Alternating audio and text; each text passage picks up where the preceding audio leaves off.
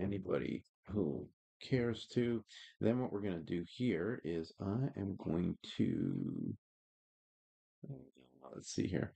I'm going to show, I'm going to basically show you my screen here. Not a lot of people do this. So what do we have here? Again, I start up, this would have been the 14th of November. Today is what, the 24th? So 10 days ago. Started off with 500 and about 550, like I said. Today it's at 830 and 54 cents. I just redeemed some rewards of 100 and something dollars. And so now I built it up. I got $2, a whole $2 of expected rewards. We're going to go in there, see if we can find a table. And let's see here. Looks like there's a lot of tables, $1 tables up here. Um, maybe I don't want a $50 table. I want a hundo. I want a hundo. So let's go over here. Let's just join the table with three other people and see if we get anybody else to join. And let's go. Let's go. Let's go. So here is this. There is that. There is the table. Yeah, yeah, yeah.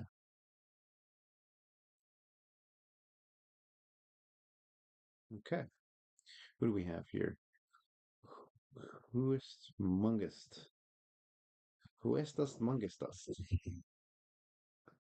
And we also have not only Juventus Mungustas, but we also have Invictus A, who I've seen on here. Oh, there's a full timer for sure. Mungus, not 100% sure either. Poundor, a little bit of a tag there. We'll have to see. Let's get some more players into this onto this table and get rolling. Rolling, rolling, rolling, rolling, roll. And right now,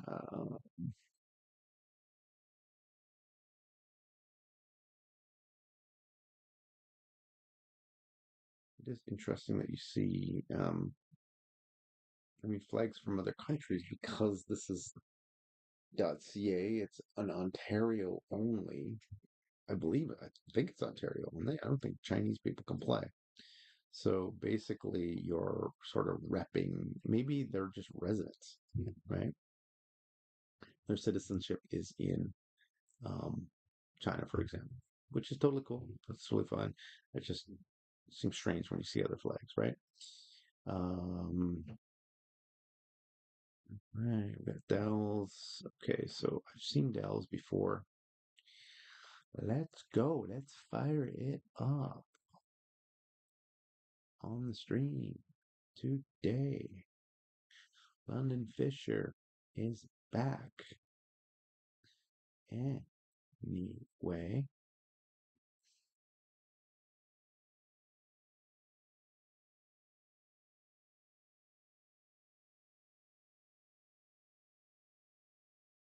and I just want to get in some interesting spots.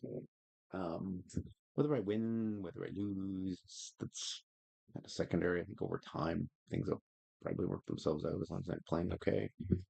Um, but most importantly is to give the people what they want, and they want a little bit of action, right? So let's see if we can get some action here. I like playing against this guy.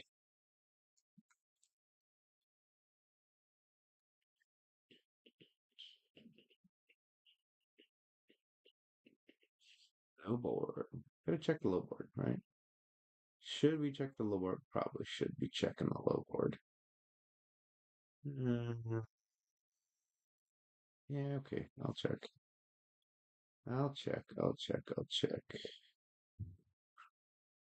Pocket pair, you're gonna beat me. I'll check down ace queen.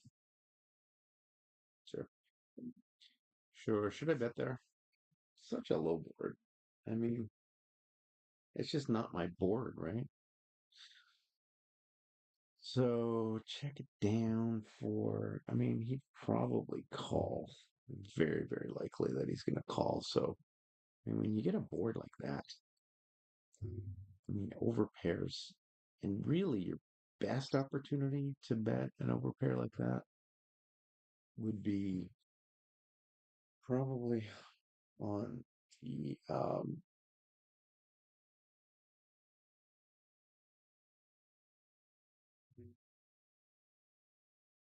probably on the flop or the turn, the river. That was an opportunity, I guess, right?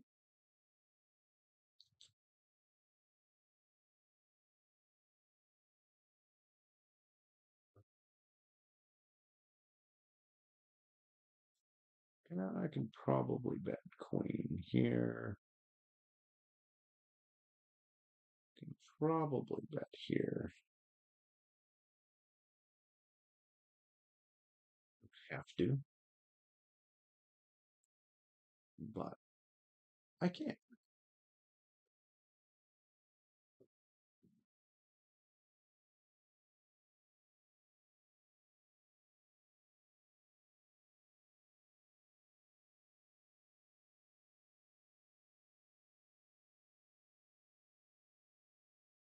Humunga.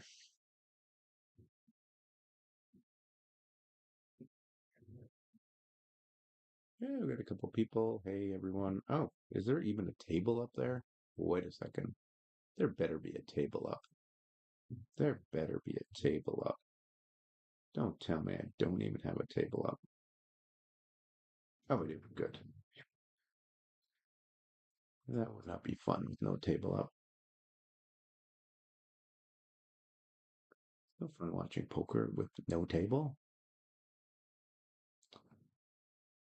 Much more interesting if you're just not watching somebody talk about poker. Ooh, trying to glean what's going on the screen. That's like they used to do back in like the 20s and 30s when they streamed poker. They would be commentating on the radio.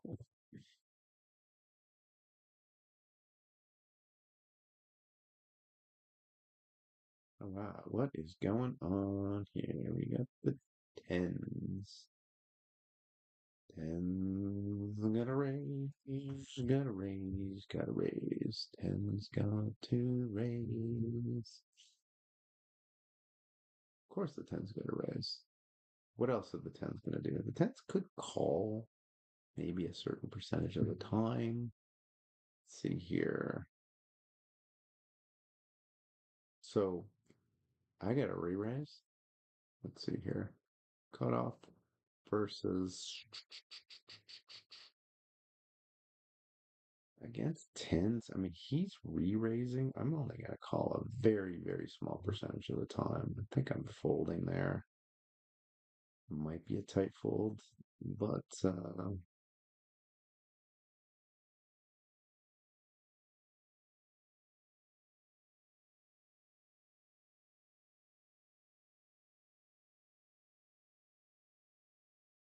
mean, so if he's in the small blind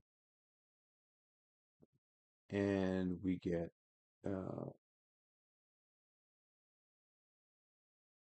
I mean, he's raising with queens plus.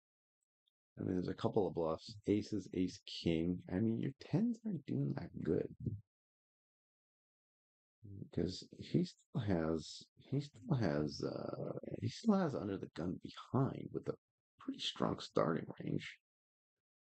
So he's at the top of his range. He'll pop as well. I mean, yeah, tens are a pitch, that's for sure. Yeah, I'll get other people that will disagree. They're like, oh yeah, you got to call that, blah blah blah. Well, just take a look at ranges and take a look at configuration and all that, and it's probably a mistake to just call tens. You're dominated by a whole bunch of the range. Hard to realize your equity. Yeah, I am almost certain that that was the call.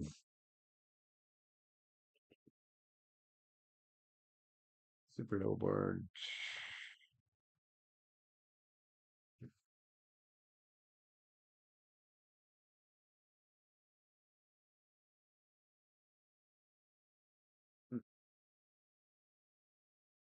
Not easy for nines there, right?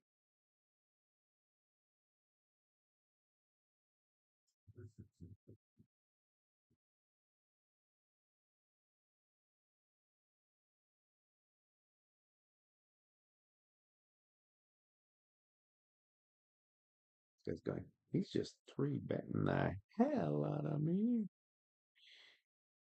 Three betting the hell out of me. 10's definitely in his range, so maybe I should just re-raise all in. Yep. Check. Bets. Let's re-raise all in. See what happens. Here we go.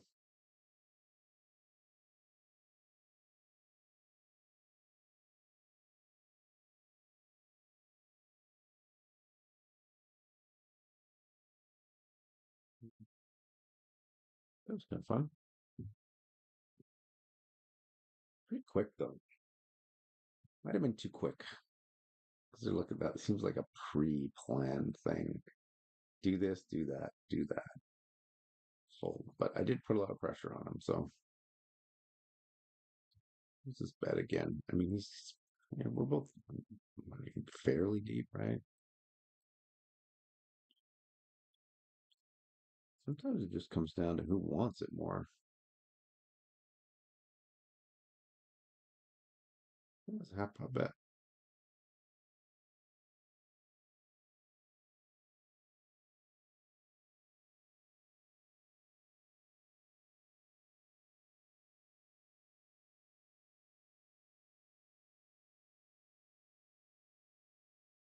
It's a lot of pressure even on a 10 if you do that.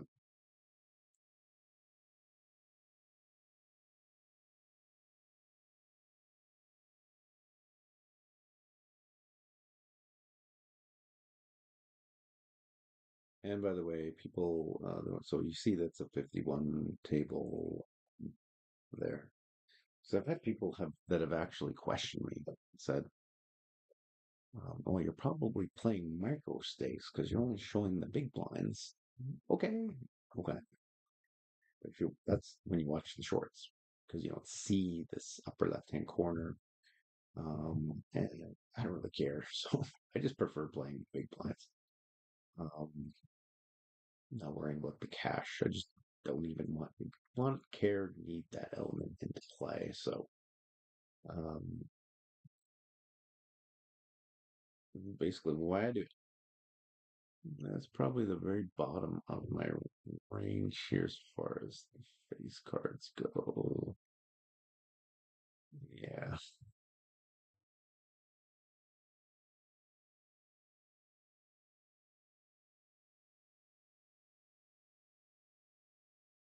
definitely have equity here. To a nine. I am going to check this. See what happens.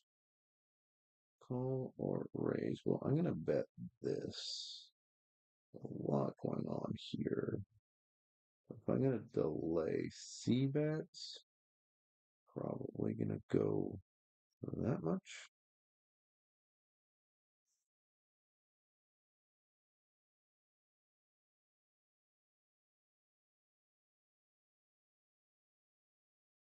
Great card to bluff on. Great card to bluff on.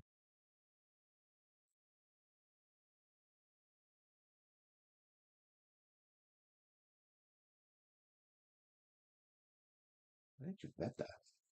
I mean, you're scared of the flush? Why are you scared of the flush? How many flushes do I have there? Dude, don't be afraid of the flush. I think you're gonna get.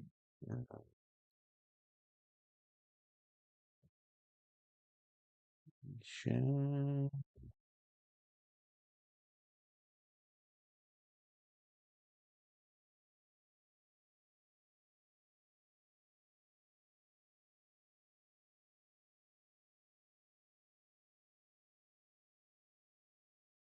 Oh my God, I called that. Ace two, three, four. Okay, so this is call or check raise. Ah, call. Mm, check raise.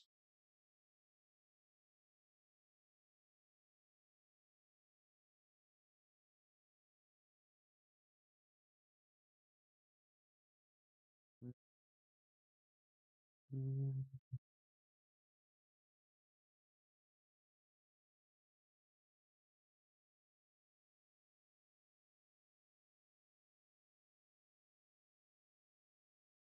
Get some redraw here. King is probably not the best hand for that. Yeah, I think I'm gonna have to check this down when the king comes. Probably gotta check that down.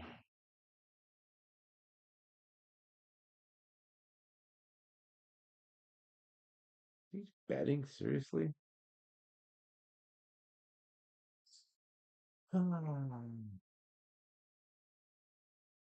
Good card for him. Top pair. Hmm.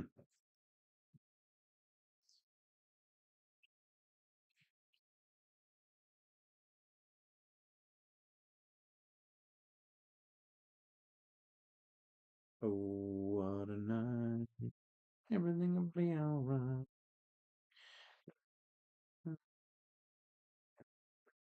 Till the sun comes out again. That's probably the worst flop I want to see. No, it's not the worst. Because 6, 7, 8 is probably going to be the worst. Should I fast play this? That kind of board probably should. You could have a nice merged range there, so I can probably go. Let's go.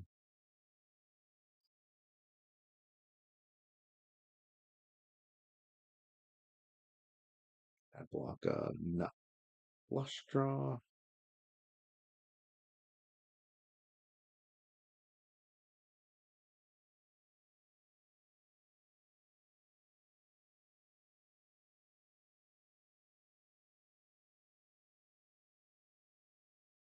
Aces are aces good here. Aces and tens. 27. Should I go big? 150. Yeah, sure.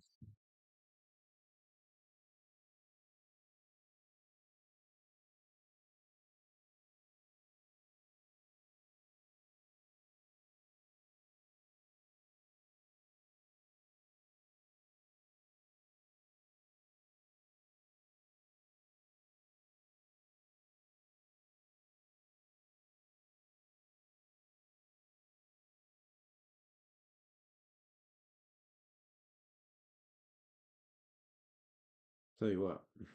Um,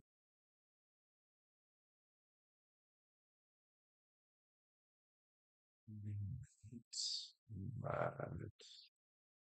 Well, you got to get some headphones. I think you should probably get some headphones. Be a good idea.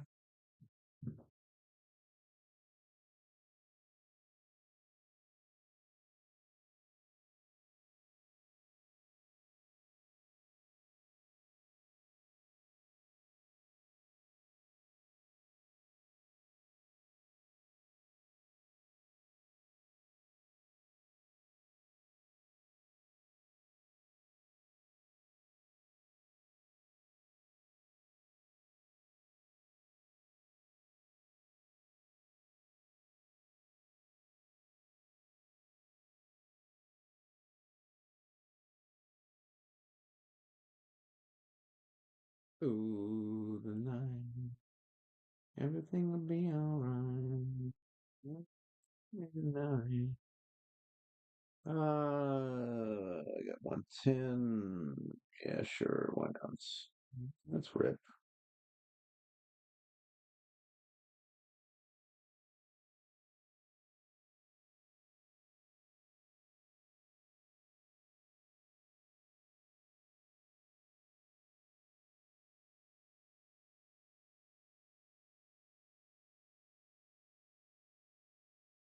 Sure you are. He's all in. He called as well. Give me an ace. Give me an ace. Give me an ace. Give me an ace on the river. Come on.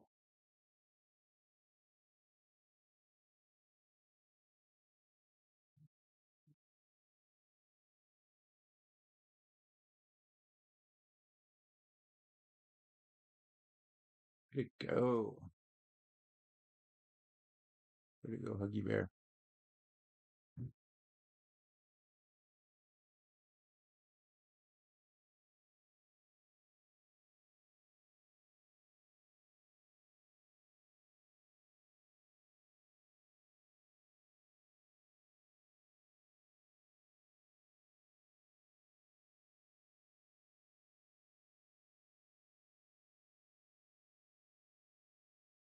Hugster.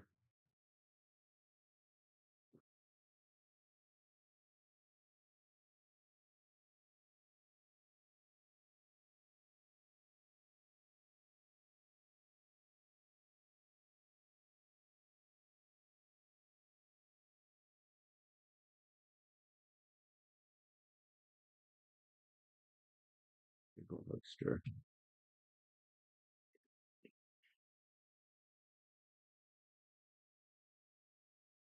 Should give me a chance. At least be queens.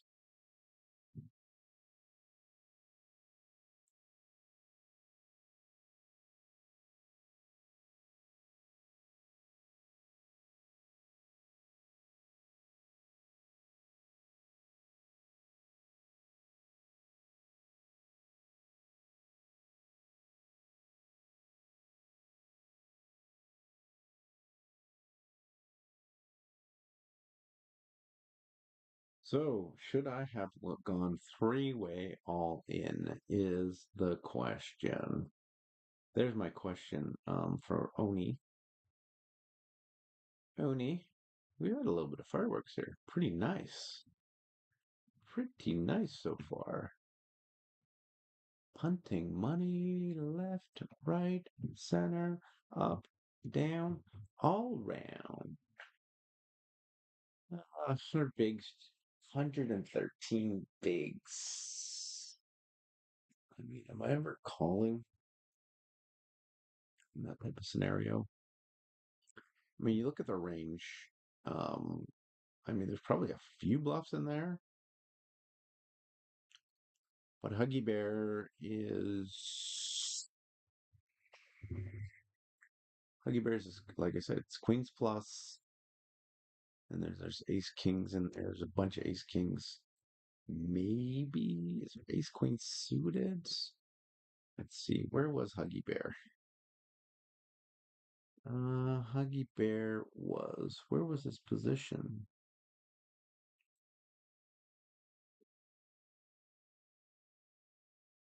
Huggy Bear was big blind, so that was a big blind boomer.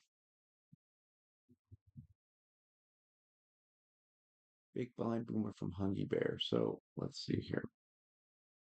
Big blind and so he gets raised on. So what we've got here is was I under the gun? Let's see here. Just make sure. No, I was in the hijack. That's right. So hijack, hijack. Yeah. So Huggy Bear blows him like I should not have called with jacks. Um a bunch of ace kings, some ace queens. So he raises to 20 versus Huggy Bear raises to 20. Then I'm in the hijack.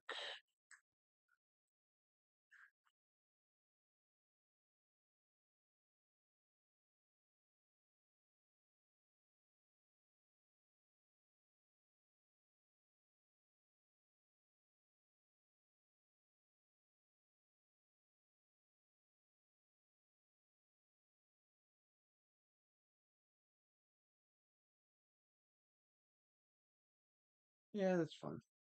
That's fine. I mean, Ace King's a pretty good hand. You definitely need some help, especially against those range. Against those ranges, it can be tough. I was hoping better if he had like an ace queen, or if he'd be better if he had, which is definitely in their range, right? He just happened to be at the top.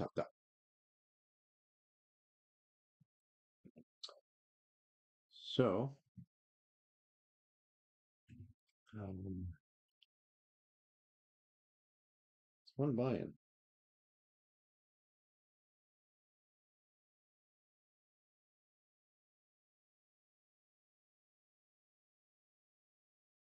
Getting ace queen, unless I get ace king, unless I get aces.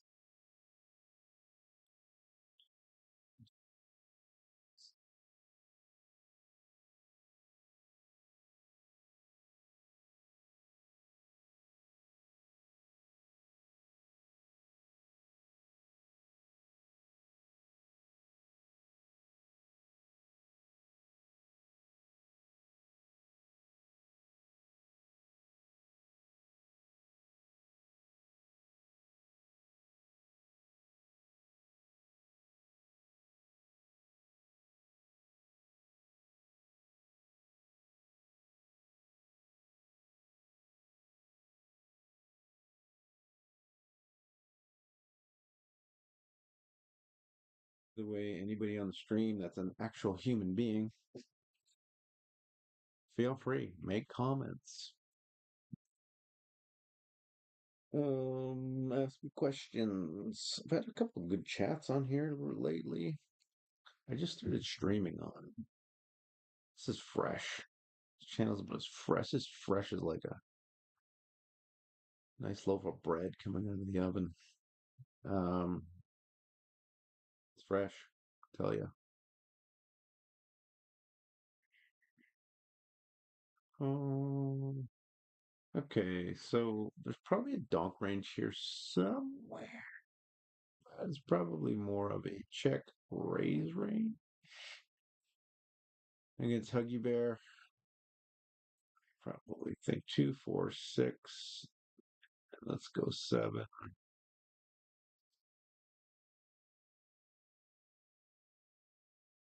Ooh, lucky. So he called. I took the initiative. I am going to maybe I'll check raise twice. Ho ho ho. That'd be fun. I think it beats me as ace king, right?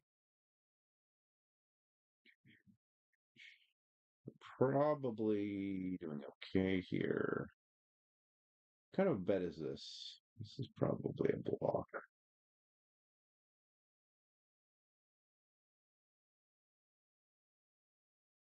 Ace king, ace king. Huggy bear.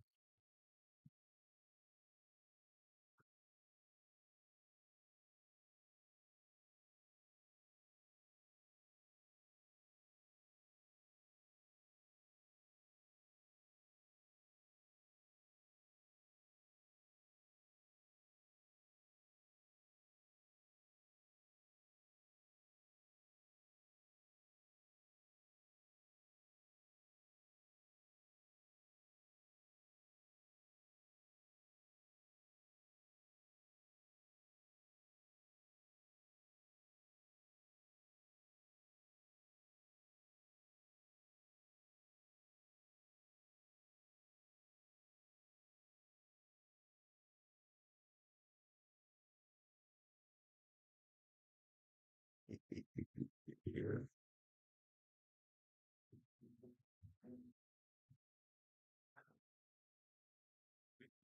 Gotcha. Gotcha. Curious. Curious, curious, curious. Yeah, that's nice. I like that.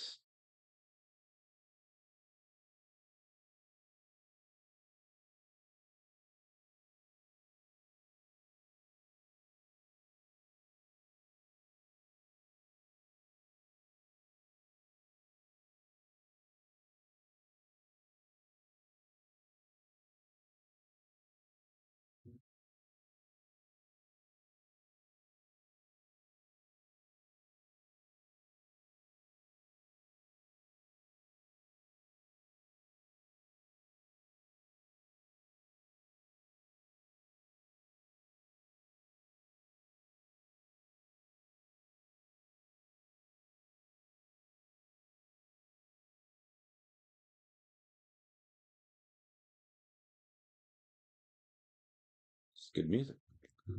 I love the music. It's like a little lo-fi chill we got going on.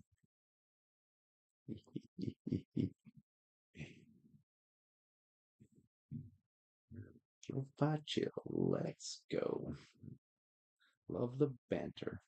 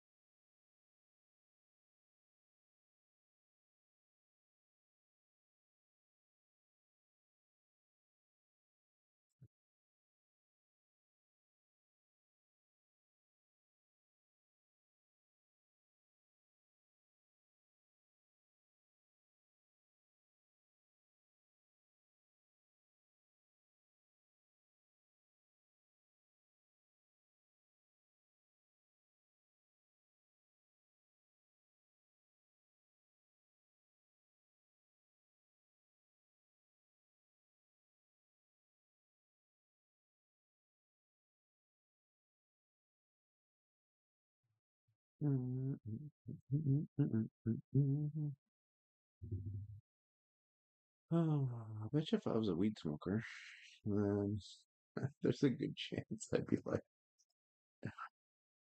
not with that. No. If I was like a daily like wake and baker, I'd be here just like chilling like a villain, like you wouldn't believe, and I'd just be playing my cards. Yeah, man, yeah, but it's not the case. That is not the case. Welcome everyone to the stream, by the way. Welcome, welcome.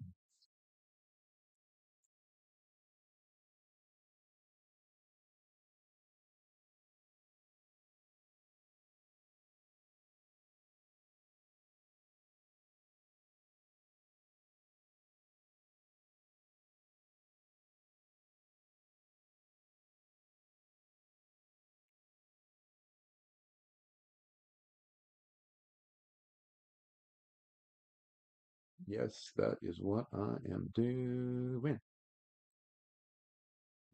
I'm pretty sure hijack range would be. Let's see. Let's see. We got a call from Dowls. Dowsy baby. We got two calls. Hmm.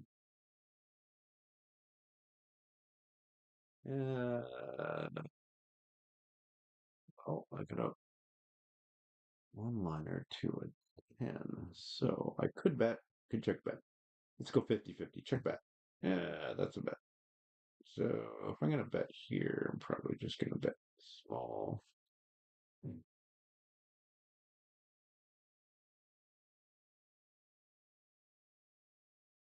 welcome again to the humans. This guy's calling. So I do have some implied odds. I mean, guaranteed. Well, not guaranteed I'm behind because I could be ahead of some flush draws, but I mean, this guy's calling with what, actually? So, let's see here. Call seven's not a great card for me. So, probably just have to check and see if hopefully he checks down. And if he bets, then okay, this is interesting. All right, so he checked. He probably would be betting. So that means I got a flush, and I am going to bet my flush.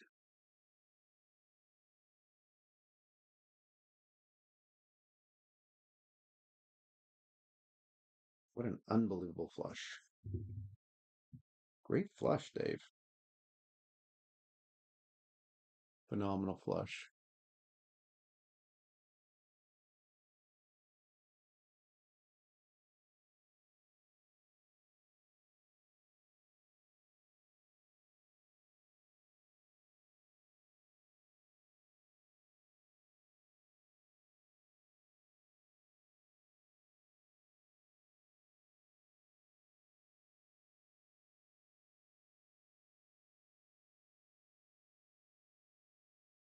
That's basically just reading the board.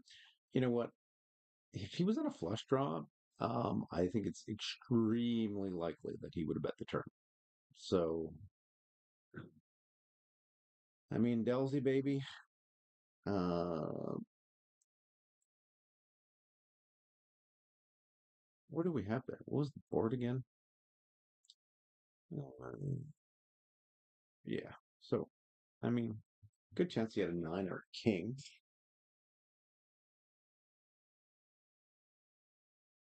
And I mean, if that's the case, then uh, that was a great bet. Good play, great bet, blah, blah, blah. You know, my head is going to get so big, it's not going to put the humidifier on.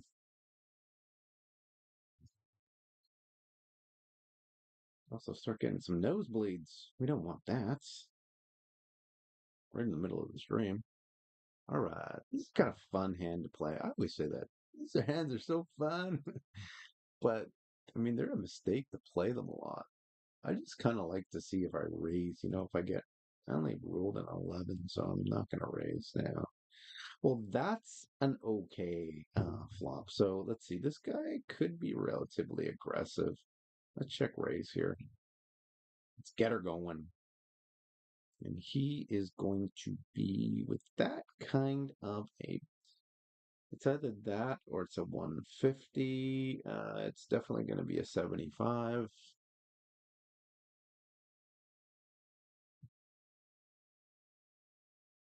Hmm. You see, if you're going to probe, I think it's a good idea if you lead with you lead with some value hands, and then you sprinkle in your bluffs, right? So, I mean, now there may be some areas where you are actually bluffing just as much as you're just because the conditions are so great, right? Um, when I say conditions, I mean you're in position. You've got a great range that for the board. You've got like a whole bunch of things stack up. Um, when things stack up, then I mean that's when your bluffs start becoming more prevalent. And as the sizes get larger, just mathematically, um, you can afford more bluffs just with pot odds, right? So if you think about it, if you're gonna bluff 1/3 pot, that means you are adding a third to the pot. That means there are four, right? Then they have to call, they have the fifth. That means they need 20% to just break even. So they need, when they're calling your bet, they need you just to call it one out of every five times and be right. So, Huggy Bear, am I going to make all my money back on you, Huggies? Or is this going to be another bye bye? I mean, this is such a great hand.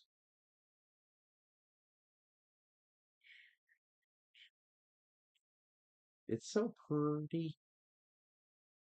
Ace King is so pretty.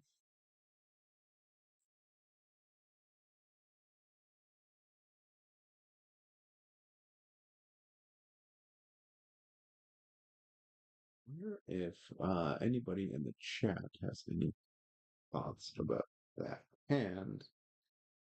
And like, was it Queen Jack that bluff? Um, yeah. Is there any thoughts about that hand? And you know, but it might not necessarily be a good idea with that scare card. Um, I just went for it. Uh, Sometimes you need to go for it, but at the same time, there are a few things that really lined up for me. Position, et cetera, right? Plus, Dowsey might be a very good player, but might be an up and coming superstar. And that's why we have the yellow tag. Yellow tag means up and coming superstar. Oh, the Baxter. The Baxter, the smoking baby. All right. All right. Smoking baby. Let's go. Yeah, I think I'm base 98. Definitely. Definitely. Definitely. Oh, well, he only put two in. What am I doing? I should have done 10. 11. Doesn't really matter. At this point, it doesn't really matter. Everyone misclicks. As long as I didn't do something like put 6. That would be an oofus doofus. Okay, ace king. So this is good for my, what I don't necessarily need, but I am going to bet this. And if I'm going to bet this, I'm going to bet fairly large because it just fits so nicely into my range. I did have obviously a ton of fold equity, but at the same time, I also had some redraw to a 10. So, I mean, everything kind of lined up for me there. The only thing you have to be careful with, and some people are not very observant of this, is the fact that it's really the fact that um, position, I mean, pretty wide range on the button. Sure, I have position, but I mean, the button does have a wide range. Um, just a raise first in range. And I mean, so yeah, it fits in with king queen. I'm gonna have more ace king. Sorry, king queen. I'm gonna with the high cards, and I'm gonna have more ace king than the other person there.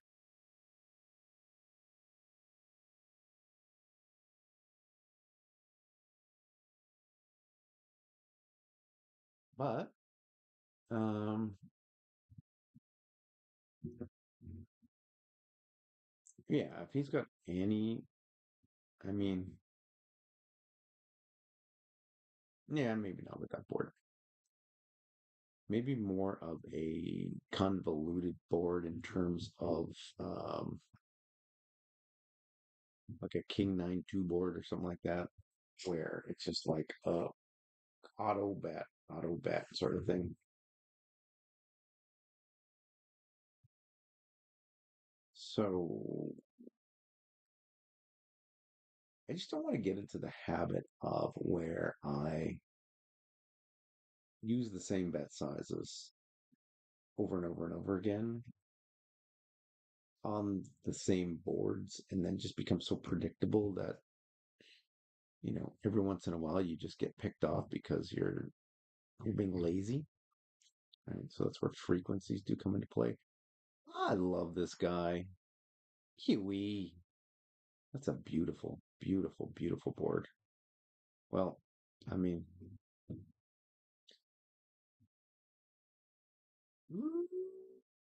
Huey, Louie, and Dewey. He either flopped a straight. He either flopped straight, flopped the thing. I could call. I could raise. Raising it doesn't do me any good here. So, let's just see what he does. I think I just have to call him down. Huh. Hopefully he goes all in. Hopefully he's got a flush. Hopefully he doesn't have a set of nines or a set of jacks. 'Cause that would absolutely suck. That would absolutely suck. So, with that said, I'm going to go 185. I'm going 85.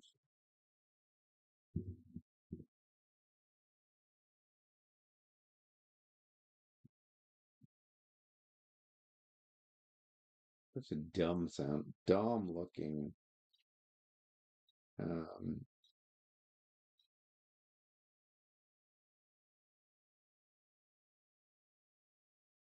Huggy Bear.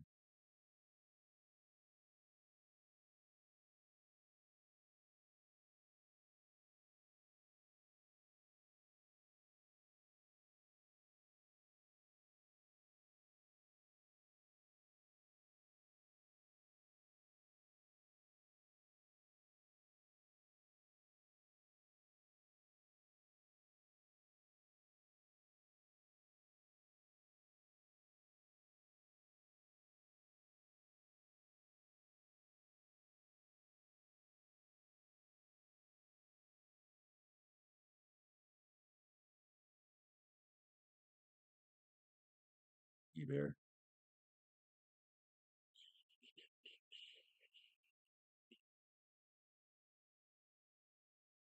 Mm, you see the spades.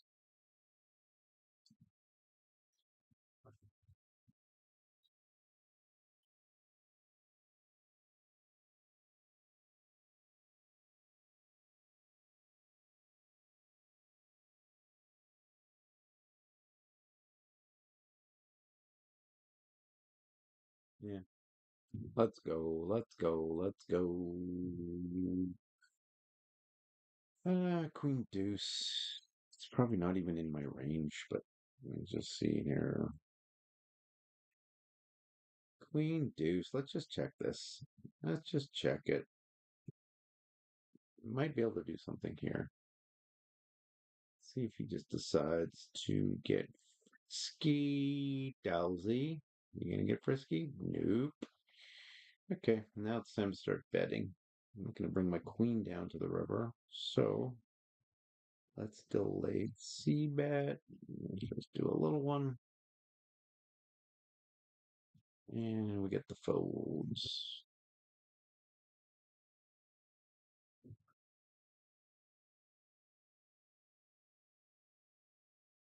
That was a dumb bet. 85, wasn't it? I should just ripped.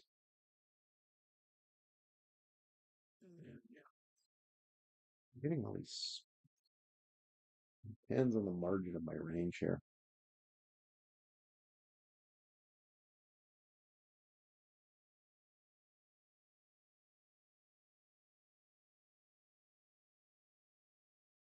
I overthunk it. Shouldn't overthunk it. 85 is like, what are you doing, you idiot? 85. Like, who bets 85?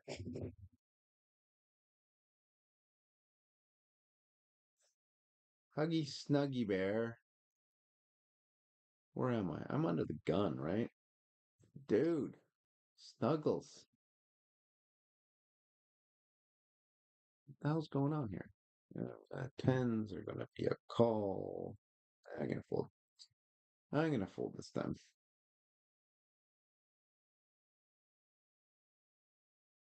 Hmm. People are going to say, oh my God, did you? But you got to remember something that I'm under the gun. Okay. So that means that he knows that I have a very, and if he's adhering, it seems like he's adhering to some sort of a, GTO type range, right? And if I'm under the gun and he's raising me, that means he's got a pretty good range. He might have a few bluffs in there, but he's got a very, very solid range. And tens, I mean,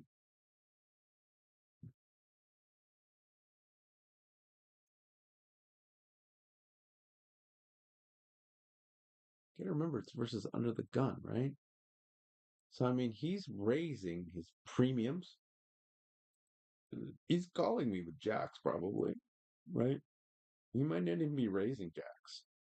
So, he is, let's see, he's probably,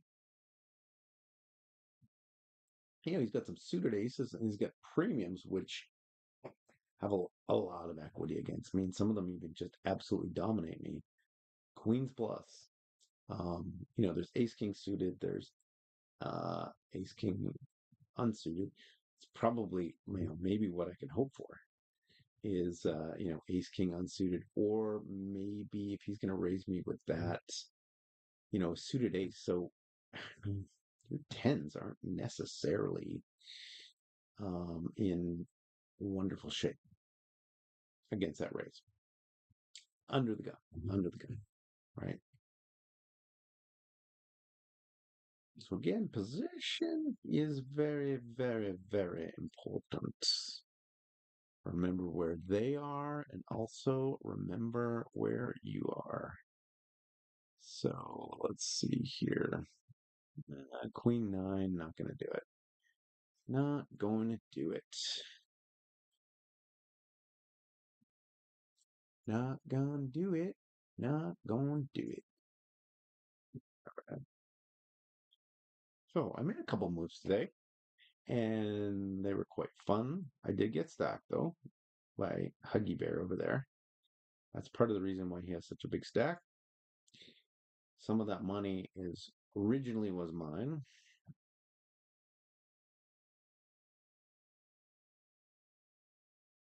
So, but you live, you learn. Um, I mean, I would not want to be, and I have so much respect for some people who are, really trying to grind it up and studying and all that kind of stuff. Um, I'm just not in that stage of life right now where I'm looking at doing that kind of stuff.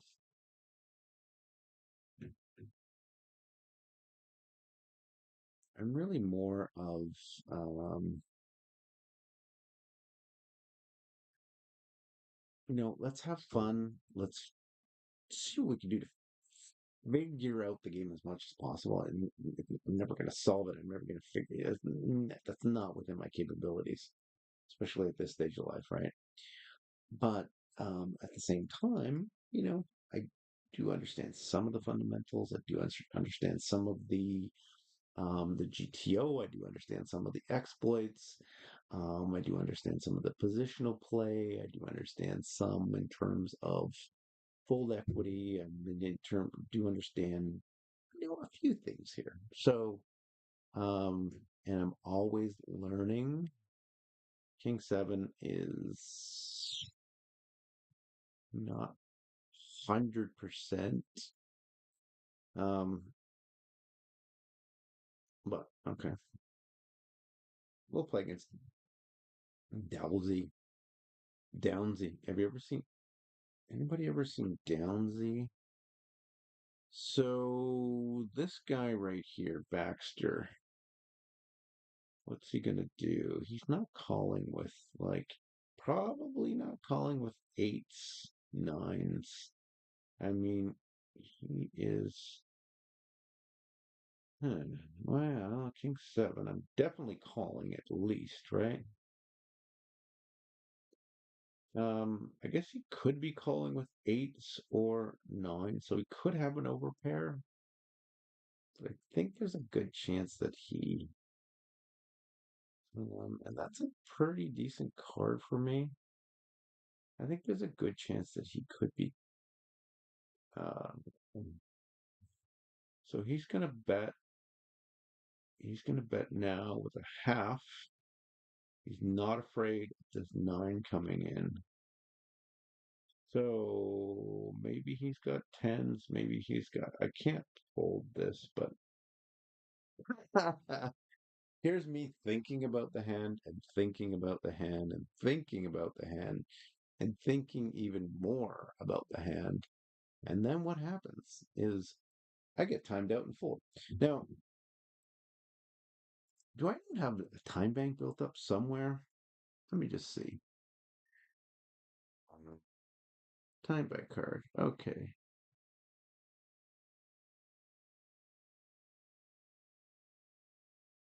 Yeah, okay. Let me do that. Let me use up my time bank cards on automatically blah blah blah and see if that works. Because this is getting bad. I don't even know what do I have for time bank cards, any of that kind of stuff. I'll learn. I'll learn as time goes on.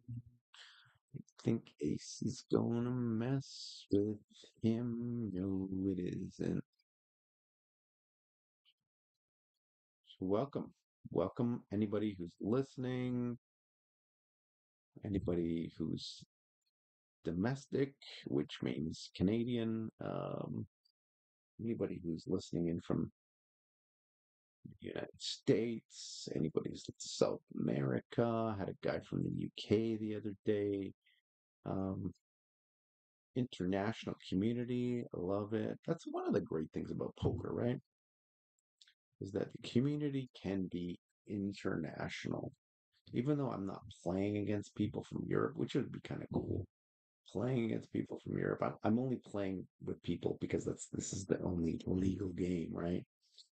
I'm only playing with people in my, not even in my country, but in my province.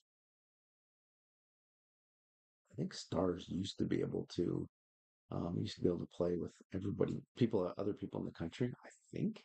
But now it's just Ontario. So it is one third the country, which is not so bad. But I mean, uh, so it's only one third. Basically, what have we got here?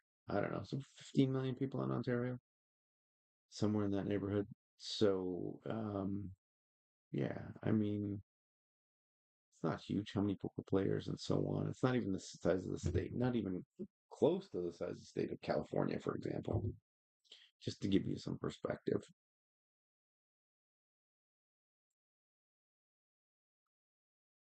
I haven't played a hand with this guy yet. Fold, and let me play a hand. No, cooperating.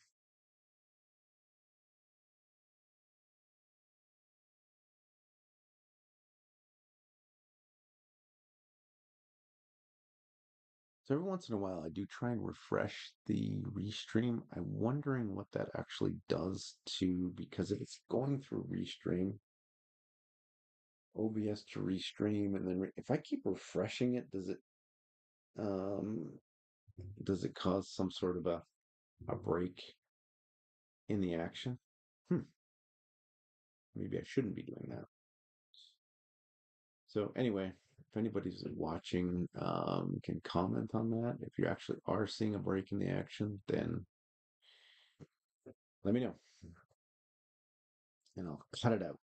Stop it. Stop doing that. So who's Mungus? Um, Huggy Bear. Give Huggy Bear a red rag tag. I will give Huggy Bear a rag tag. And Baxter and Dowsy. Oh, I was gonna say, remember those AI generated Downsy? Um, with the Yeti and the Bigfoot Downsy. That's funny. My buddy sent those to me, and then I just started laughing. And then you get into the algorithm, obviously, and you just get fed all of this. And they've made so many of these damn things. It's like, whoa. All right. All right. Yeah, let's just check this down for now.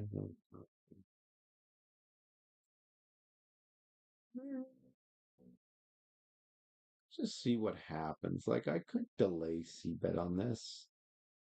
Let's just see what happens. Let's see if he decides to get frisky. And I'll just make the call. No, no friskiness.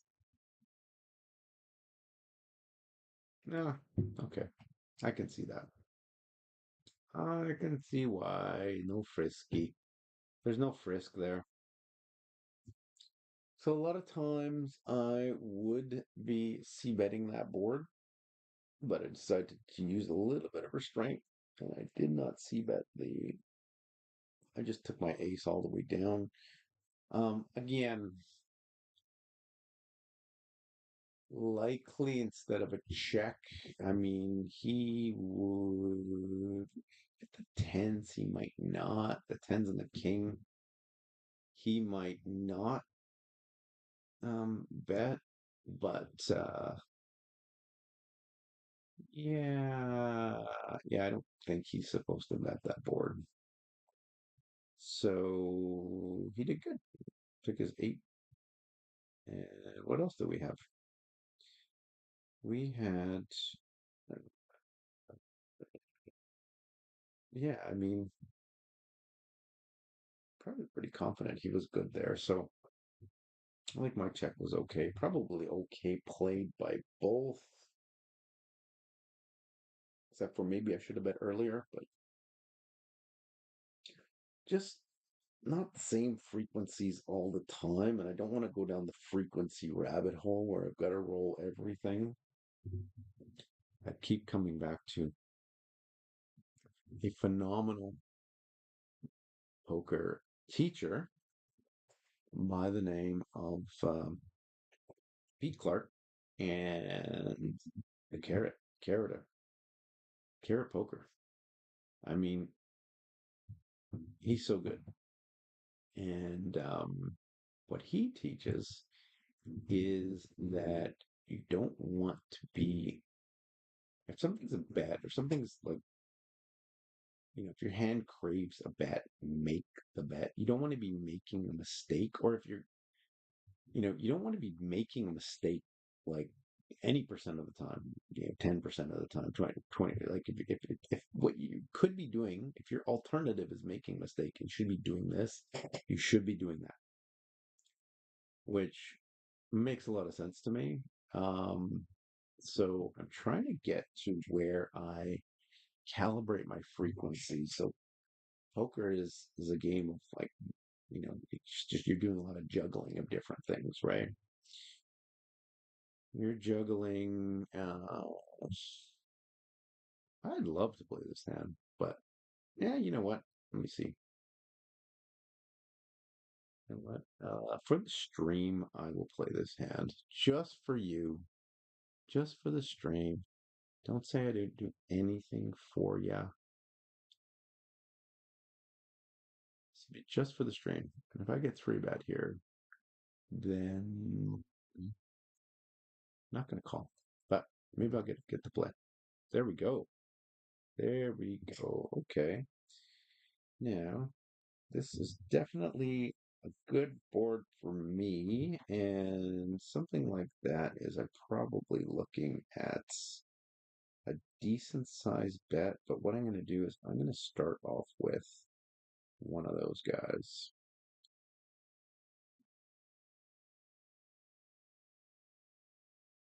Start off with a little hors d'oeuvre on the menu. Now, with your hors d'oeuvres,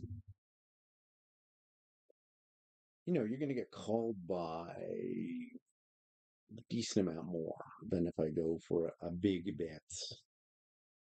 So, but they're filtering a lot more, so they're going to have a better hand, right? So it's a trade-off. Oh, let's see here. Okay, so I got to go 12 here with this, and I got to raise it. So big blind. Look at these guys. Look at what I got here. So that's probably in his range. I could check raise. I could bet, or I could check. I'm gonna check raise here. Do I check raise all in? I better start betting right now because I got a king. So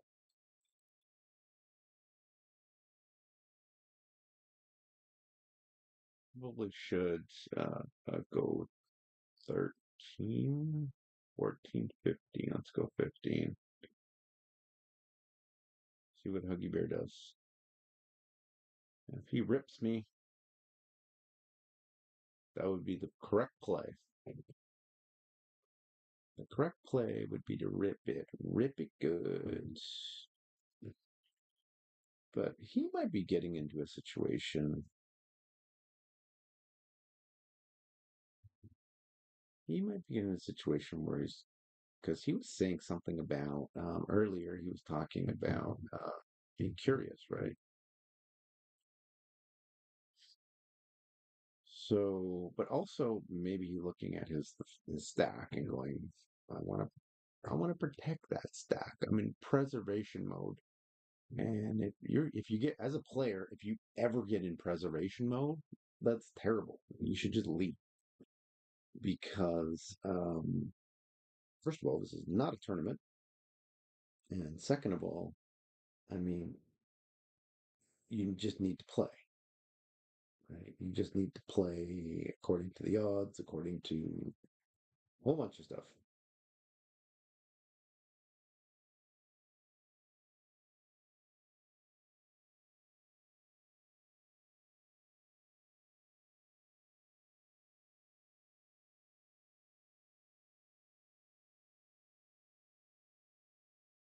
To let you know.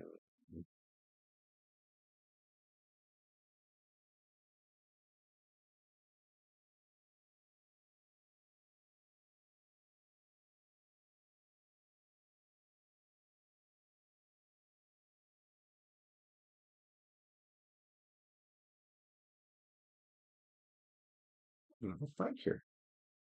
I've had to put the gloves on a little bit.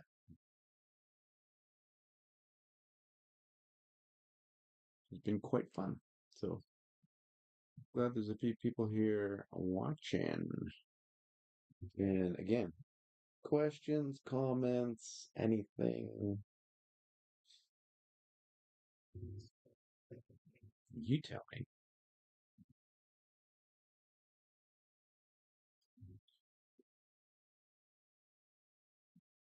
Come on, Baxter.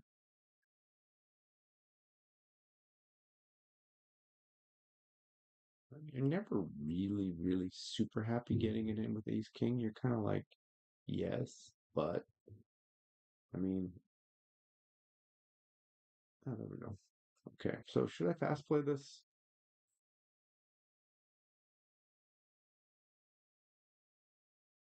Yeah, I just need to bet, right? So we're looking at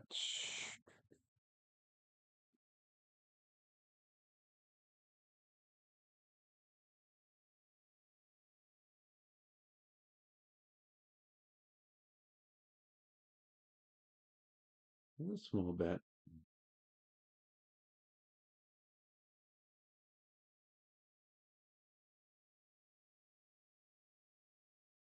Teensy tiny.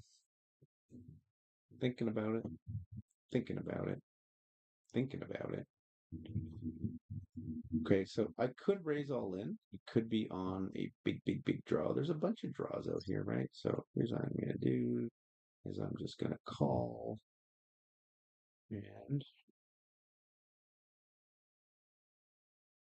what he does. He rips it. Uh, he rips it. There's so many draws out there. I'm going to have to call. That size of a bet, it's at least a call, but is this an overplay? Yeah, let me just call. Okay, it's probably not. He's probably not flushing out here. So, what is he betting here? I gotta call him. If he bets, I gotta call him because it's like I'm getting. Yeah. Now, do I check with that? Like, what's the third? What's a block bet? But he's not gonna call me with anything, right? Mm-hmm. Flush draw. Definitely the flush draw. That makes sense. Read that. Read that. Okay. Um,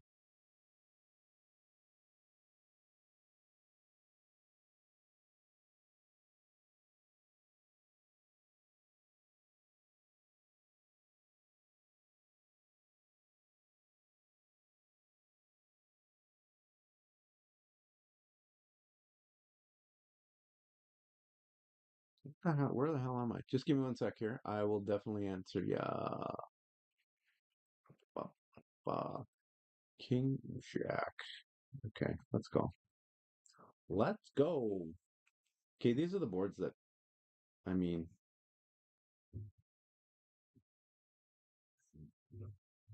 So good chance I should just donk out here. Let's donk out with just one of these little bad boys. See what happens. Yeah, it's called a turn probe. Um,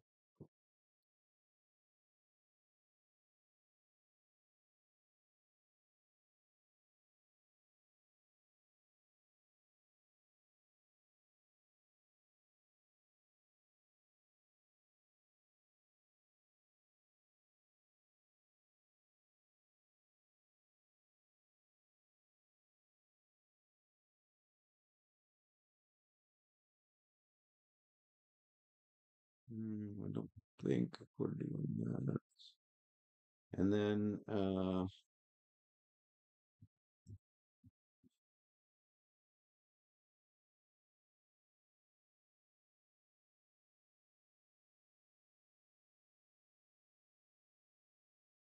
Ray and Menace. Yeah, good question. Very good question.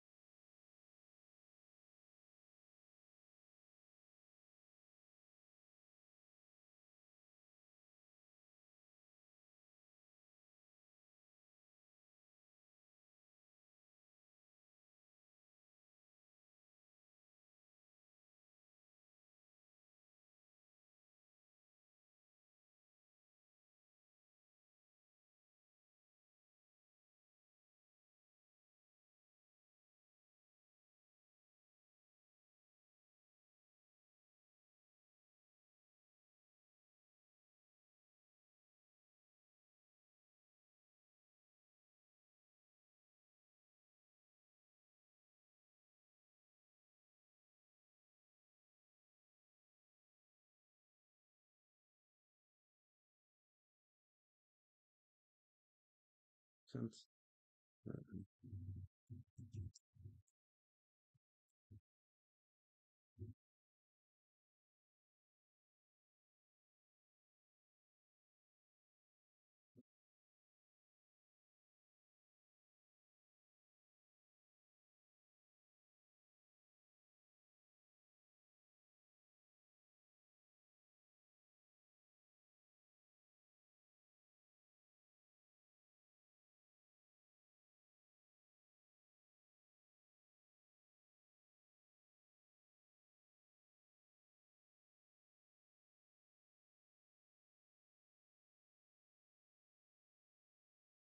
8's in the small blind.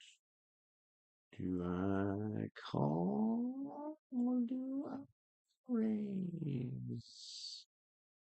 Actually, I rolled a fold, but probably have equal frequencies of each on eights. And you're probably going to look at that and go, well, that's stupid. Like, if you're going to play it, just play it. Um, I don't know why. That's just, yeah,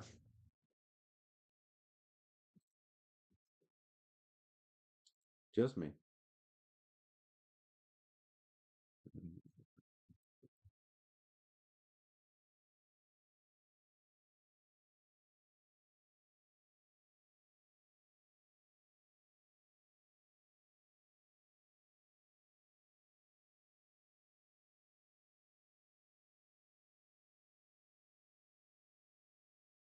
in this pool. I like it. Um, yeah.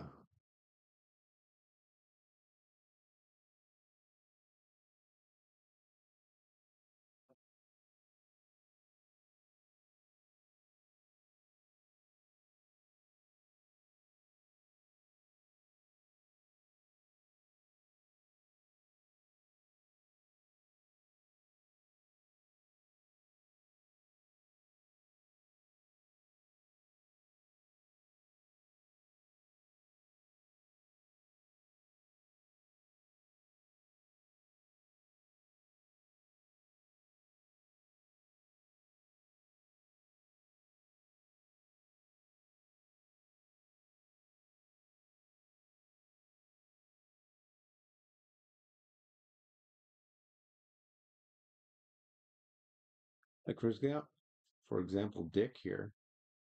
Um, I mean, he's been fairly solid reggie, but I've noticed a couple of things where that he just hasn't picked up on. Um, some tendencies. So you see some tendencies sometimes when people either show down or what they show down, or they don't take advantage of certain areas in terms of betting and those types of things. And so, um, yeah.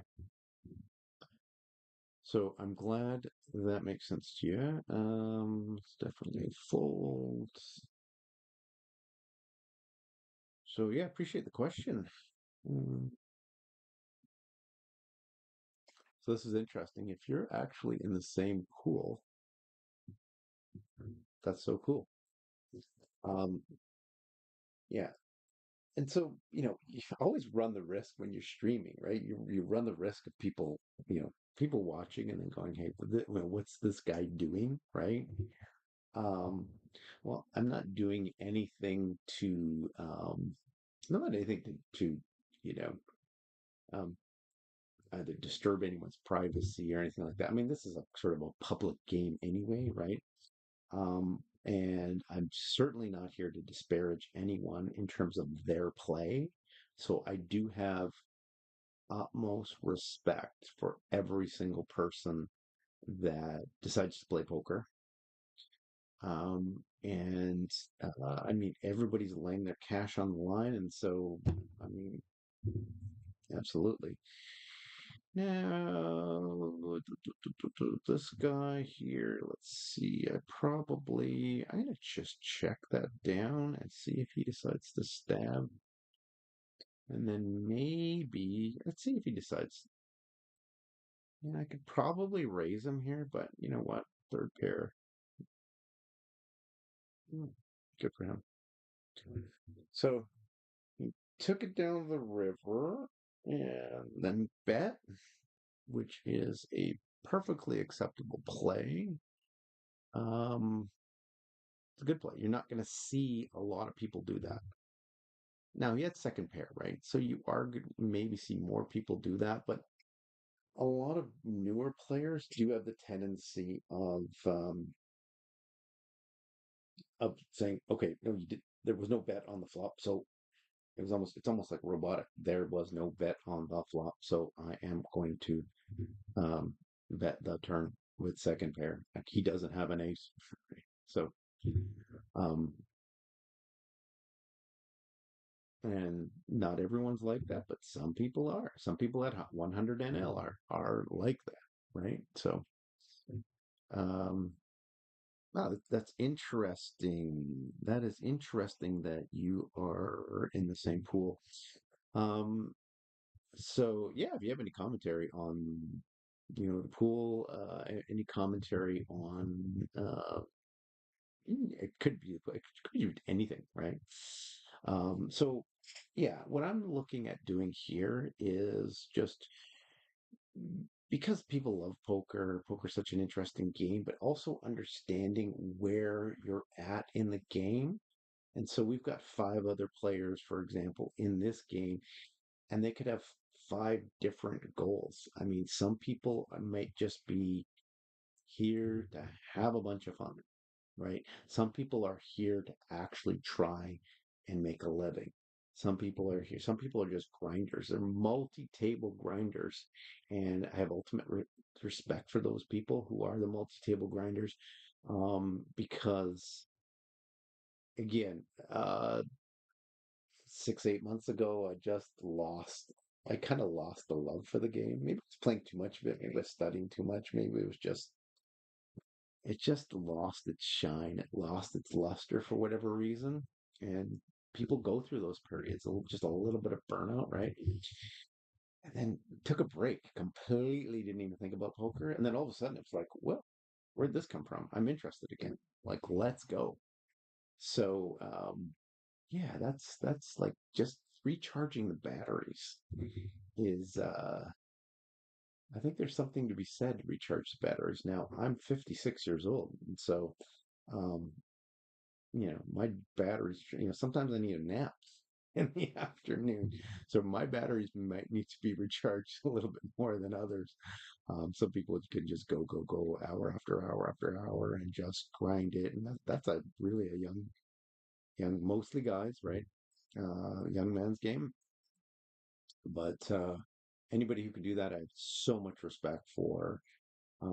What I try and do is I do try and be absolutely transparent with regards to. So when I do start the stream, what I do is I've gotten just the last couple, but I'm building this in at any point in time. I'll just start the stream and here's my bankroll. Here is, here's what I've got in rakeback and so on. Just be super transparent about what's going on, right? First of all, I got nothing to hide. So, and it's good, education wise. So what do we got here? I don't know whether I should actually raise this guy. Nope. No, Dick, I'm not going to raise him. Now, hmm. 8, 9, 10. Do I donk? No. Do I just check call a check raise? I think that ends up being a check raise. Yeah. Okay, so this is interesting here. I'm gonna have to check. That changes the dynamics a little bit. And I mean, that really, really, really totally screwed up my hand here. So I'm lucky he didn't rep a king.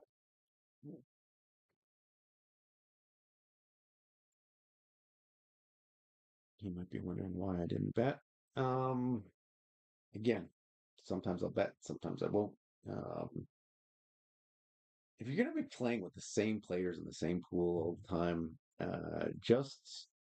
I mean, doing the same things every time, it's really nice to be unpredictable. If you play some sound poker and then every once in a while you just kind of deviate, you've got a different branch here, a different branch there, um, you know.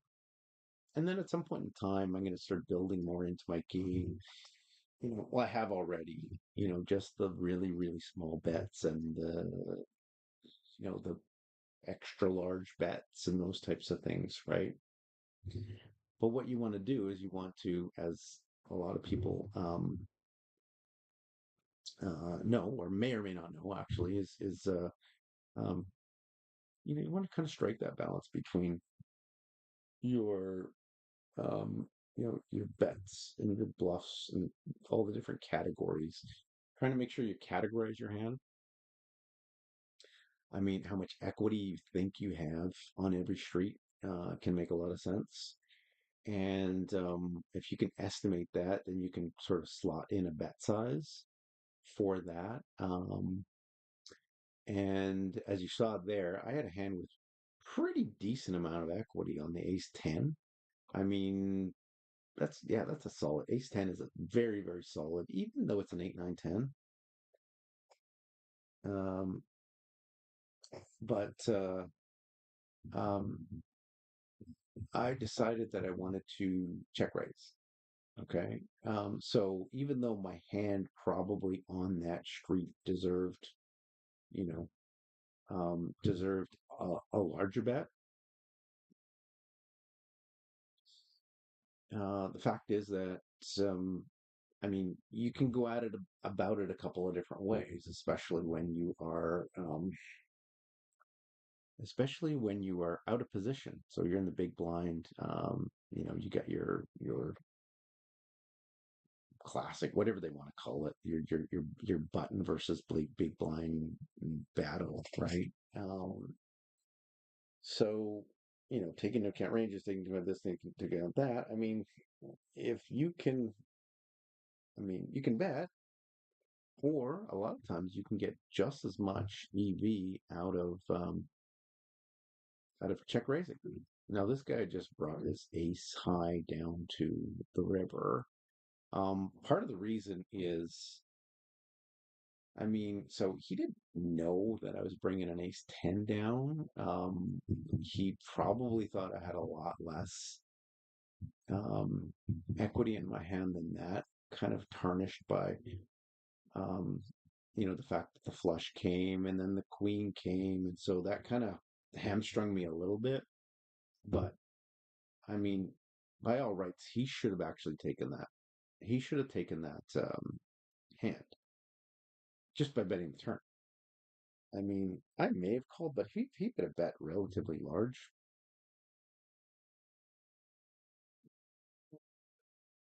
Mm-mm-mm.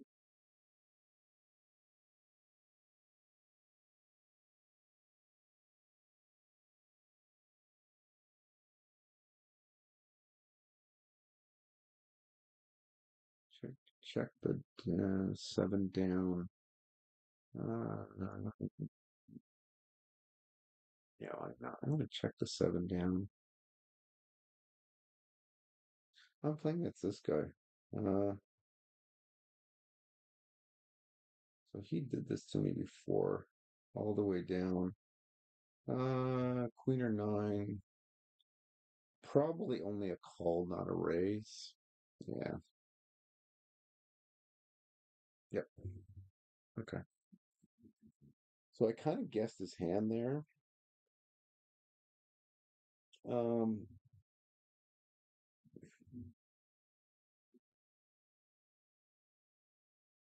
oh, Zelts, how are you?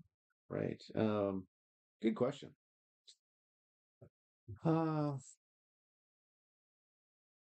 okay, so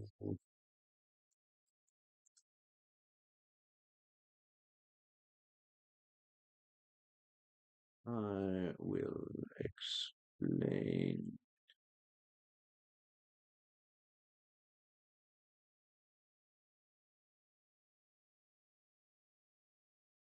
So, what do we got here? No. So, why did I come back? What made you come back? Great. That's a really good question. Um, yeah, it's funny because I started playing poker a long time ago. Like before 2010. Um, Playing online poker. I wasn't that good at all. I studied ranges and knew a few things, but compared to now, just in terms of knowledge, not even close. Not even close. And the knowledge wasn't even there, right? So, and I didn't just, I didn't play enough. I just wanted to play a lot of hands. And it's almost like, not addiction, but it was kind of like a thing where I was like just really, I was doing it for the reasons because it was like, oh, this is great, this is exciting. I can go. It's almost like gambling, right?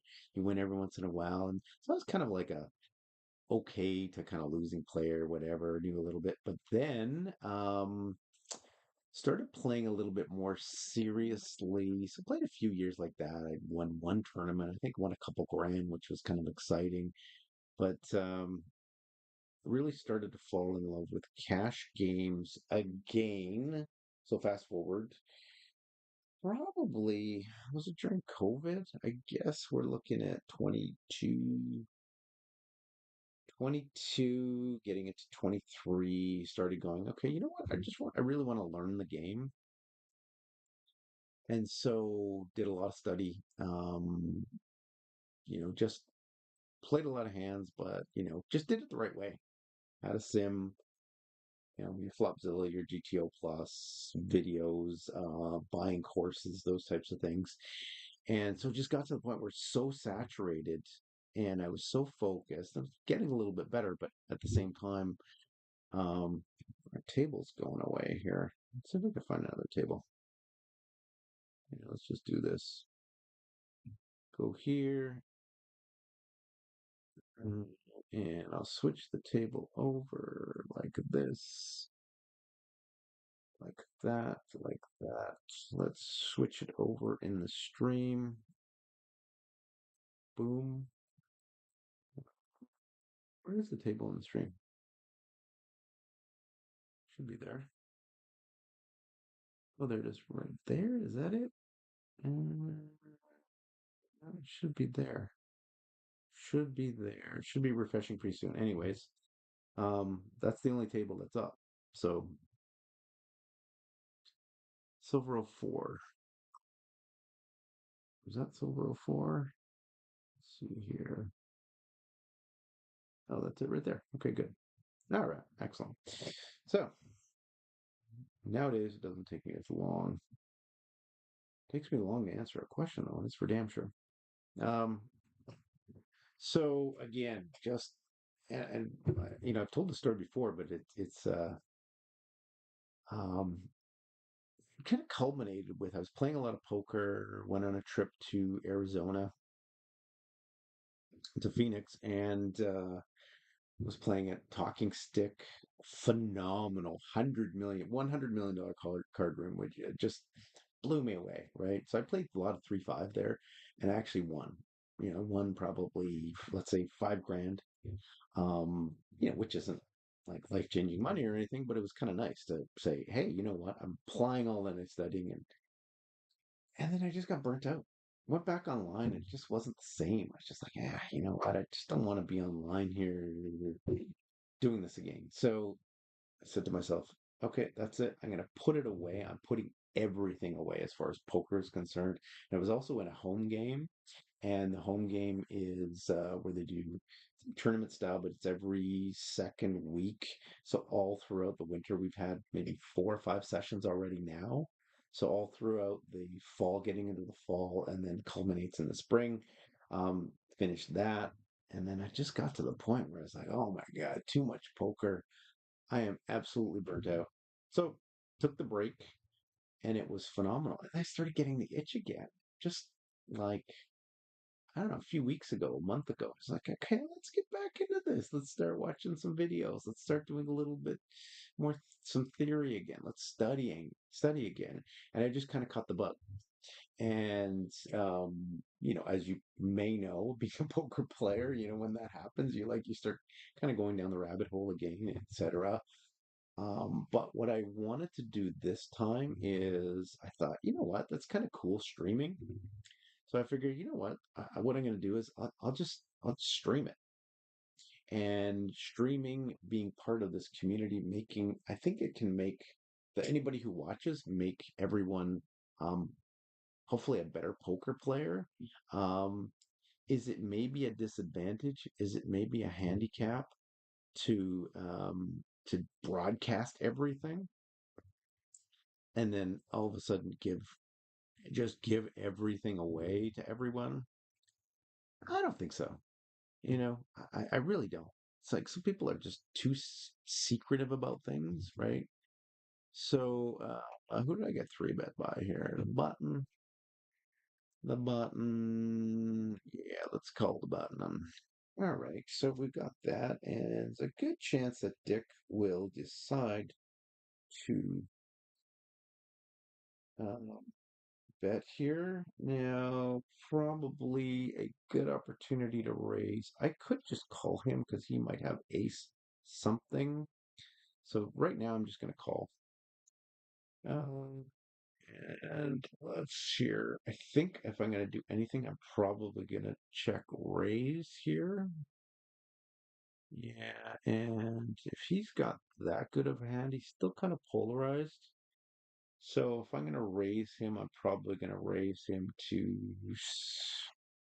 I don't know. Let's just give me something remaining in terms of a nice shove. If I got 88, let's go. Yeah, let's go 37.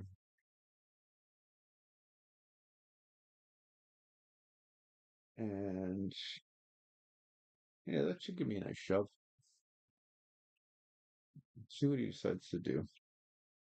I mean, ace king, ace queen, ace 10, ace 9, ace 7, ace 8. Let's see what you got, man. See what you got. Ace queen. There we go.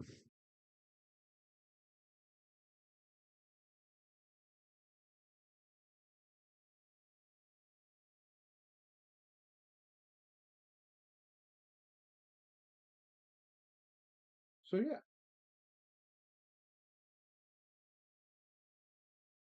Um,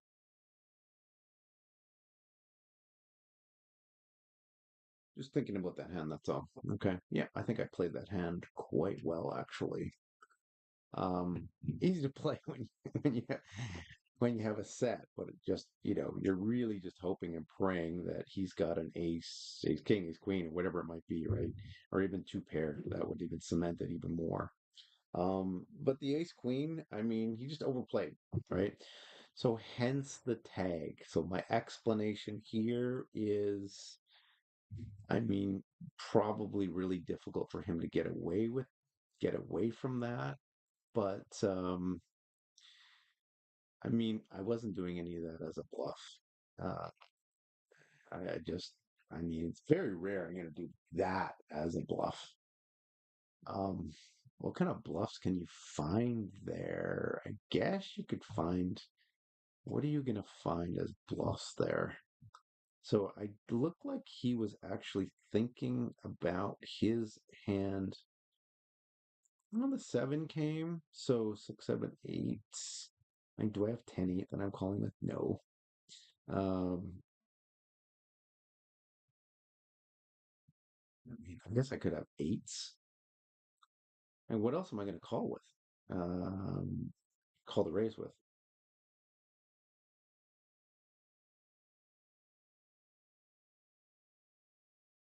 Yeah, baby, that's awesome. This type of board, I mean, I can do anything here. I've got an ace high. I can probably just, yeah, let me just check this down here. Eight. So, oh, this guy here. Let's see here. Mm, it's probably closer than you think, just because so many people probe. I mean, I could just blast him, but I don't want to. Yeah, yeah, I agree with you as far as the mic is concerned. Um, Thank you for that. Maybe put the mic closer. I have this mic turned on up as much as it can go.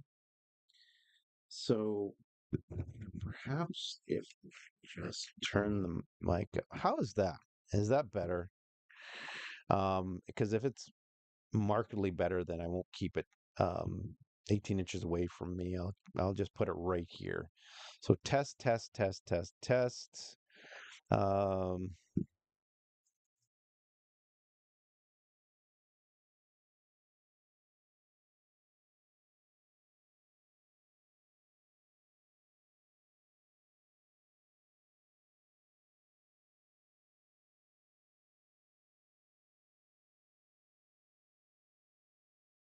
check, check, check, check, check, check, check, check, check. Mic check, mic check. All right. And thanks for the comment. I really do appreciate that. Maybe I should just speak up. How's that? Yeah. We're having fun here. Um, any hands that I don't know if is there any hands anybody wants to talk about? Feel free. What do we got here? I think that is just a call.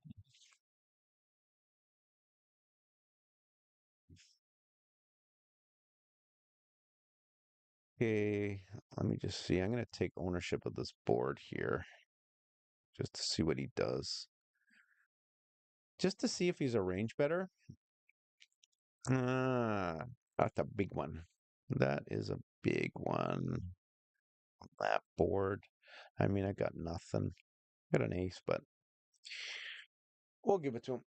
If he's at range better and he bets small, then I'd be more inclined just to raise him there. And not all the time. Okay. You got to remember that you are not doing stuff like that all the time. But there are some people that are such um it's rampant. I mean, it's an epidemic as far as this the range betting goes. So I could even probably get this a little bit higher. There we go. There we go. Check, check, check. Test one, test two, test three. Yeehaw.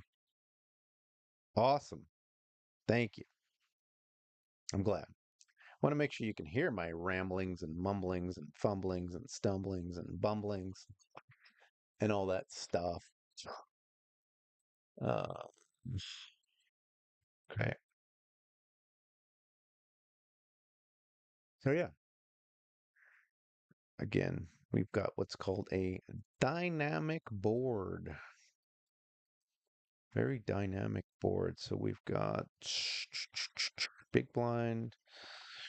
So it's a pretty big bet here. So he's going to call obviously with any flush draw. He's calling, but I mean, he's calling with a 10. He's calling with any sixes. He's calling with a lot of things, right? So he could have had the bottom end there. Um, so many different things that he would be calling with. So it is even two overs with that kind of bet. Maybe not though. That might fold out some of his overs, but Um, so yeah, understanding the type of board that you have as well, and really getting more honed. I'm not like the world expert on that by any stretch of the imagination, right? But I have done a little bit of studying on it and just understanding how different boards actually hit various. What's this? What is this star here? Oh, Vietnamese. Okay, cool. Um, so switching to cash. That's volatile than MTTs. Too lazy. Yeah. No, you're exactly right. You are exactly right. So the reason cash, I mean, you can be really good at tournament poker, but what you have to do is you have to lose a lot, right? You have to lose this tournament, lose that tournament, not place, and just get a bunch of zeros, and then all of a sudden you get a cash, and then you might get more cash, and then you might get. I mean, so MTTs can be great, but they can be even more of a grind than cash. Cash is just that's it. I mean, you can play as much or as little whenever you want. You can pretty much always find a game. So it's more pure. And what you find in tournaments is you're going to find a lot of variance because you have I mean, such a dichotomy of players, right? You have people that you can tell they have no clue just by the way they bet, by the way they go all in, by the way they do anything and everything, right? They're so transparent. And then they'll just suck out. And yeah, yes, I agree. Go on a deep run where you do not go on a deep run and then you start yeah, that's we're on the same wavelength, dude, because that's funny that you say that, right? Because it's I like the way you put that. Um yeah, tournament life can be just I mean, it can be just a drag and it drains a certain type of personality. It can be very rewarding, it can be very lucrative. I think you have to be almost like an extreme grinder to be able to do that. And you have to be so tenacious, right? What's that animal that uh what is that animal? Oh my God. I'm just looking at videos on this thing. Not the Wolverine. Oh my God, that takes on lions and um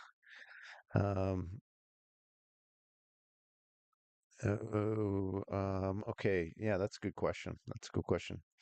One sec. I gotta just think of this animal here. Um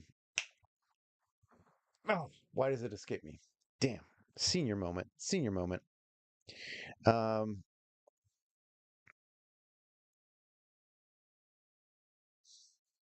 mm,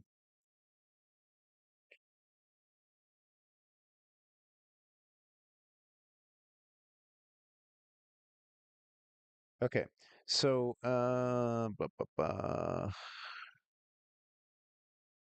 yep. Okay. So, oh my God. What is that animal? What is that animal? It's not like a weasel. It is a I was just looking at the videos the other day. It's so cool. I mean, they fight snakes. They'll fight any animal out there that's way bigger than them. They'll take on lions, take on three or four lions. Okay. Secondly, where do I study? Okay, if you want theory and even some exploitative, I mean, Pete Clark's phenomenal. It's not a cheap course to take, but I mean, you do get what you pay for. I don't think this is a call. Um, so yeah, Pete Clark, Carrot Corner, started watching his videos and then just got into his stuff. Uh, it's very good. Laying some foundation. I mean, it's pretty intense and theoretical, so you got to be prepared for that. Almost like taking a university course on poker. Not cheap, but you get what you pay for. Then some of the stuff, I don't even think I'm raising deuces. Yeah, I should have raised deuces. What am I doing? I'm in position. So then there's other stuff that is out there, like the Doug Polk stuff. He's good, really good at heads up. What's the other one? There is so some of the ones that are run by the like world famous pros. I'm sure they're good. I haven't studied all of them. Oh, I tried actually split suit for a bit, and I actually did find that it was good, but I did find that um, the carrot corner, carrot corner, yeah, I think it's called carrot corner. Um, I did find that was, that just fit with what I was looking for, right? Um, and very designed for online six max and not tournaments, by the way. So you probably don't want to buy Pete's courses if you're a tournament player. It just doesn't fit. There are other courses that are better for that. Other specialty type of courses. What is the? I keep forgetting. I'm forgetting everything today. But anyways, not Wolverine. Um, let's see. Who's the small animal with the thick skin? Small animal. Small animal. Thick skin fights lions. Ah, yes, the honey badger. The honey badger. You've got to be like a honey badger, basically. Um, King 8, is that a pure raise? Yeah, this is a raise here.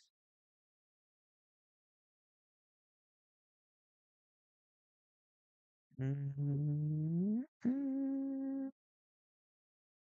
See, he called me with that. Should probably bet he might be a little bit merged here.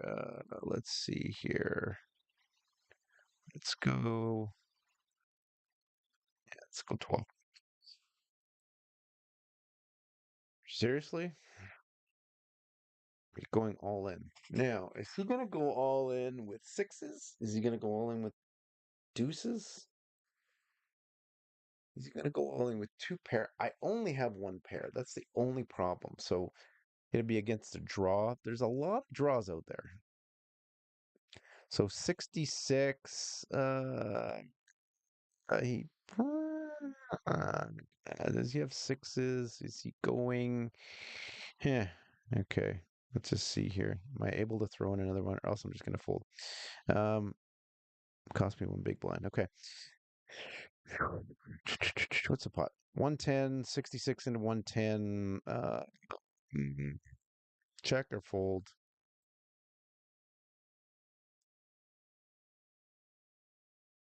Yeah. Yep. Yep. Yep. Yep. Yep. Yep. Yep. Hmm. Well, comment if I should have actually comment if I should have actually, yeah.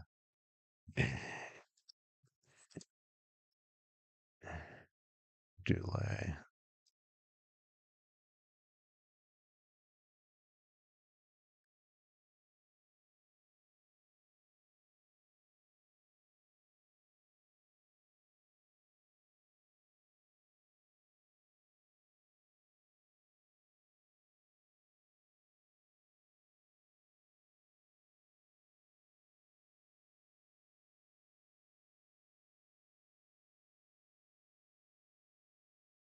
Okay, so hopefully that answers your question on that. I mean, the care corner is really good.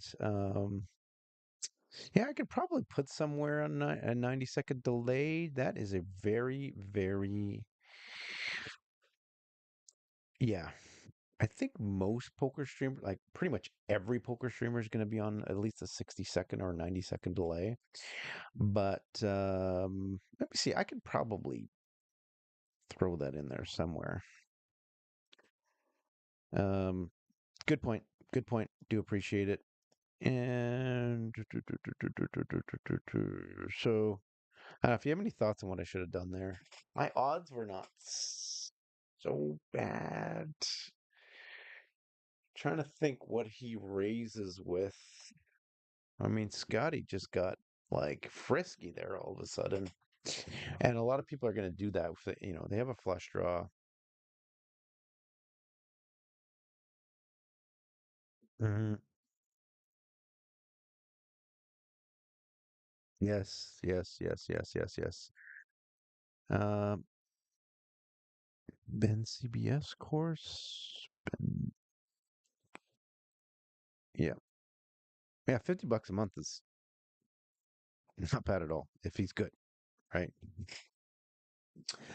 Um, Sometimes I believe, as far as courses are concerned and content, and you really have to parse this out, and I can't say good or bad on anyone in particular, but there are some out there where, I mean, it's pretty clear they do a lot of great marketing, but they might not necessarily be the best in terms of, yeah,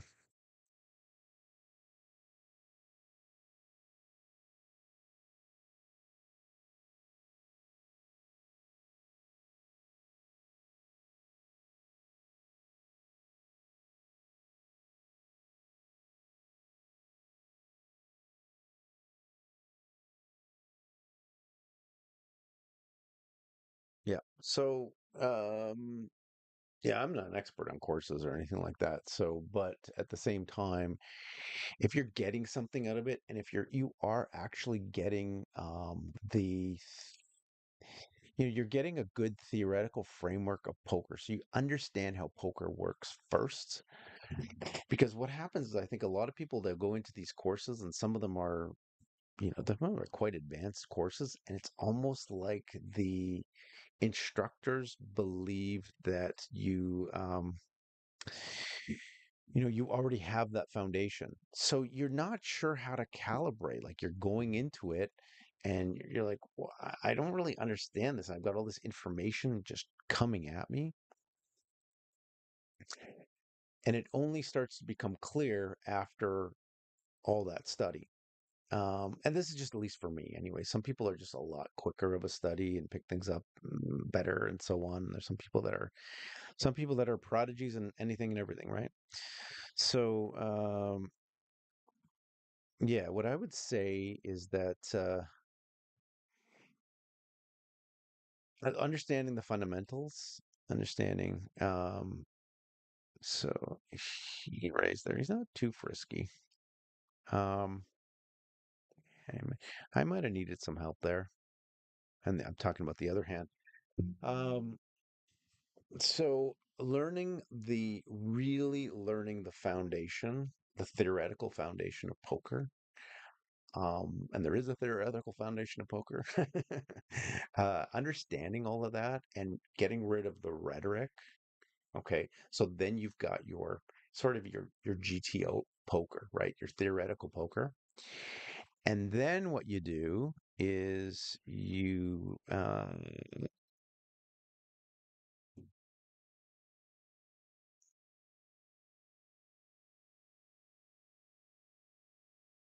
right there. Um, you've got your theoretical poker, and then you have your other segment of it, which is your exploitative. So some people just learn, um, all they learn is the tricks. And if you learn the tricks are only going to take you so far because what'll happen is that there'll be some observant players that understand some of the tricks that you're onto, and then what they'll do is they'll just keep countering you because they understand what it is that you're doing. And once you start observing what people are doing with their hands and etc., how they play things, then you start going, okay, this person's really reliant on that. And somebody who's too reliant on that kind of stuff. So again, this is a board that is not bad for me here. I could probably even raise this board if I wanted to, but you know what? I'm just going to check call. Check, check. I mean, here's another board that I can donk out, um, but I'm not going to. Let's see what he does. And so when ace comes, again, he's got a bunch of aces in his range, but with my queen, am I high up enough? I might not be, so I should probably bluff here. I think this is like a mandatory bluff.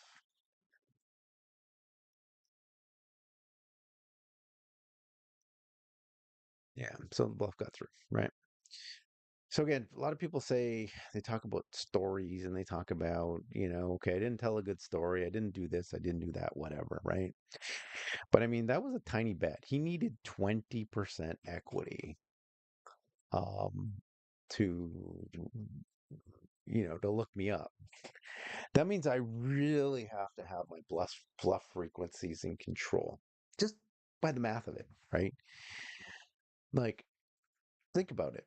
If I'm bluffing half the time there, even, right? If I'm bluffing half the time and he calls all the time, I mean, he's printing, right?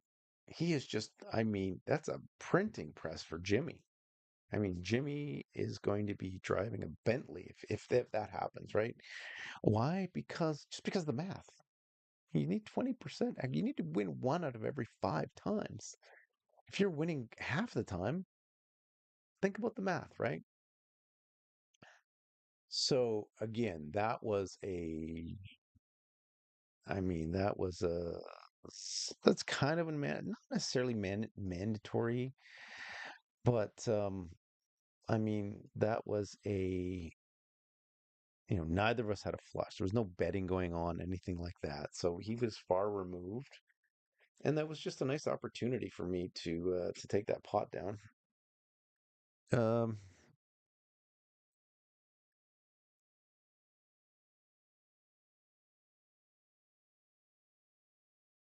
Yep. Let me answer the questions. Okay, so have I always played on GG? And actually, no. I played mostly on Stars. I only started GG this year. My 1 year anniversary will be February.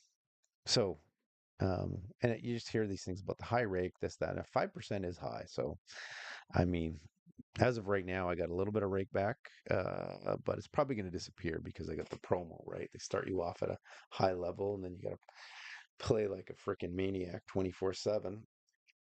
And so that's not going to happen. So this comment, I think, is when you say GTO. Yeah, so I basically played mostly Stars. Stars is good software and all that kind of stuff, but it was just getting a little boring. So flipped over to thing, and there's a huge, much more, so many more players on GG that I mean they kind of took over, right? Um, the one who knows how to exploit their opponent, yes. However, the one who understands theory, like if you have um, exploitative, so you have theory and then you have exploitative, and all people do is exploitative. So an exploitative stance might be, attacking somebody who stabs, right? Check, check, attacking the turn prober, right? And they just know that's, probe the turn all the time because they're weak and so on. Because people don't protect their checking range. Well, protecting your checking range is not exploitative. Protecting your checking range is balanced and it's a defense against the turn probe, right? So,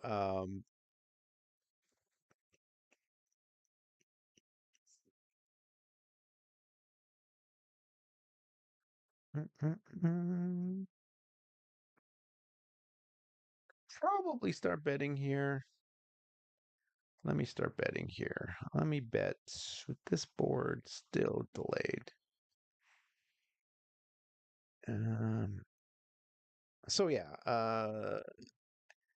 there are certain just fundamentals of poker that people who are purely exploitative because all they've done is they've taken an exploitative course. It's like you're giving you know you're giving a kid a handgun. You know what I mean? Like you're basically, it's a powerful weapon, but in the wrong hands, I mean, you could shoot yourself in the foot. If that's a good analogy. Um, So having that theoretical foundation, understanding, GTO, and then adding the layers on top of it, I think it makes it even more powerful. Again, just my personal opinion. Everyone has an opinion. There's probably 6 different opinions on poker here, just at this table right here, right? Um, and yeah, so completely respect your opinion, and I do appreciate those comments because the more you here's another thing. Let's get a little bit deeper here. So if we get a little bit deeper, you can look at yourself like a mountain, trying to build yourself up like a mountain. Well, what happens to mountains? Okay, eventually they deteriorate. Eventually they crumble, or a hill, whatever. They're at the top, and they'll end up eroding and breaking down, right?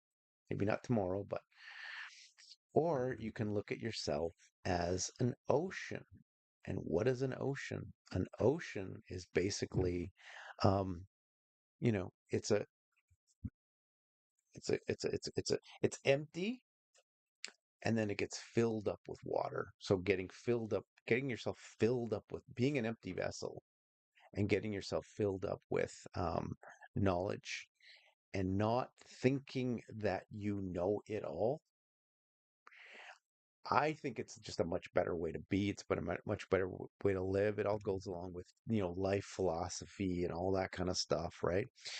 And so some people look at that and they say, "Ah, that's garbage. I'm just going to go out and chase this, that, and the other thing, and I want to sort of be more of a mountain. And a lot of those pursuits end up being like ego type pursuits.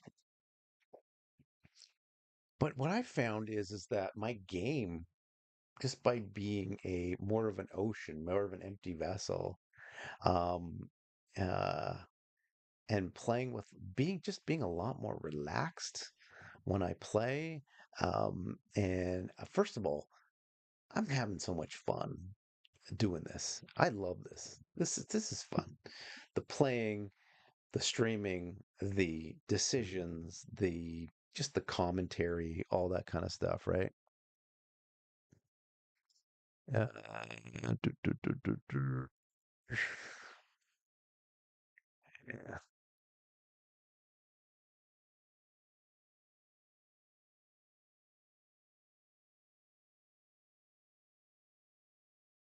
Yeah, Canadian.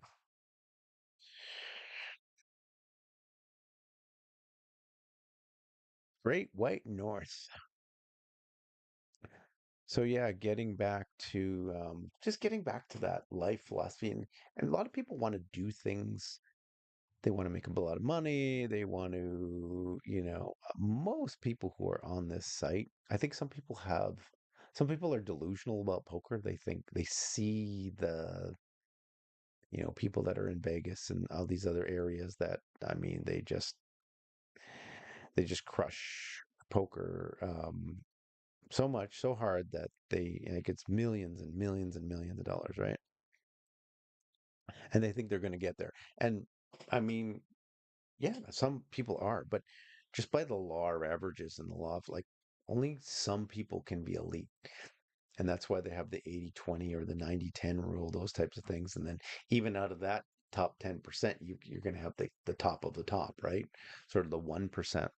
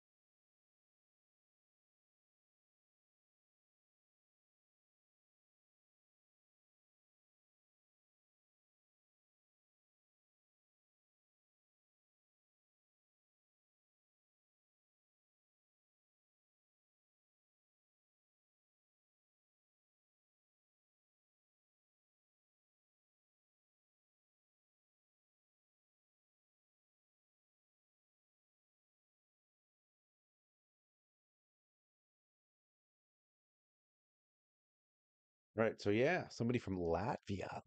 That's awesome, man. That is so awesome. I actually dated a girl who was a Lithuanian before. It's not Latvia, of course, right? Let me just check that out as far as yeah, the honey badger. Love the honey badger.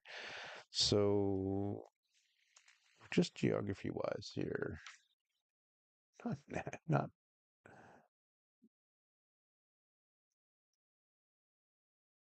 Latvia. Oh, Latvia is right beside Lithuania. Oh, so cool. That is so cool. Um, so yeah, I dated a girl that I met in Vegas. This was in 2009 when I went down there with some buddies on a trip. And she was a hairdresser. I met her at a club. Um, her name is Luba. And she was originally from Lithuania.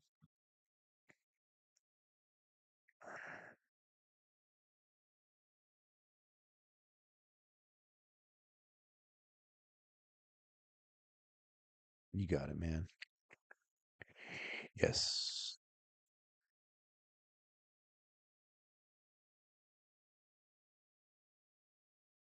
I don't know if I could do emojis on here or not.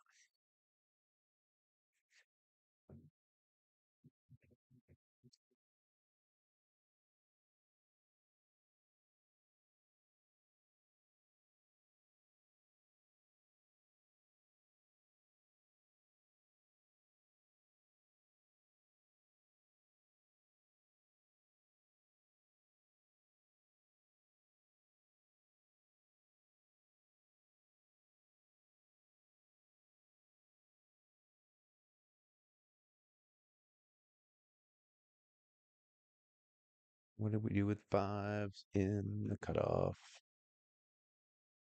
Let's see here. What do I do with fives in the cutoff? What do we do? We fold. That's what we do. We chicken out. We fold.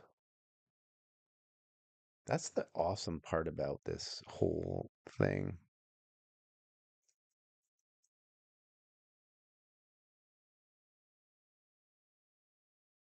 That's a whole that this is yes. This is the best part about even being at like a tiny, I'm like 10 days in, right? Tiny streamer is that I'm not even I'm a streamer, but I'm not. You know what I mean? Like I'm just a poker player that happens to have a camera on, really. But oh yeah, hockey. Yeah. Yes.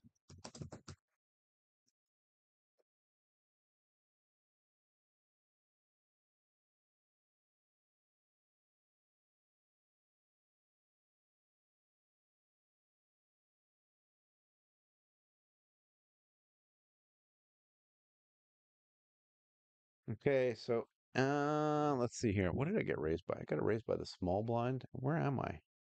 I'm in the hijack here. Um, ace four is no. Ace five might be a call, but ace four is not a call.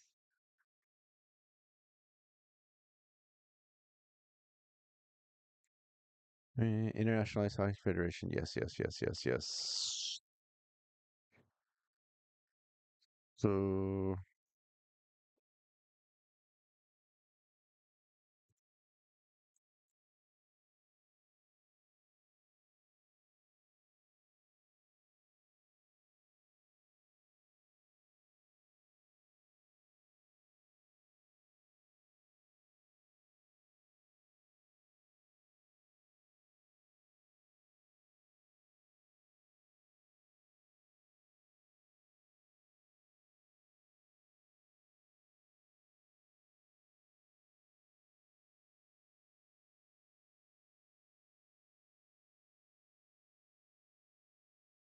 uh, I'm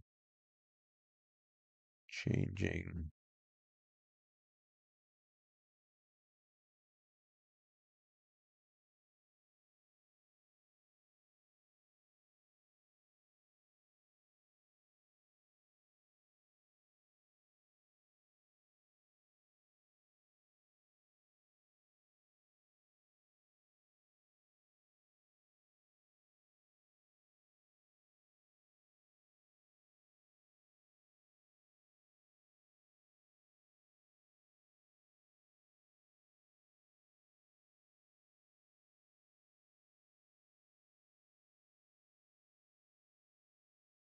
Uh,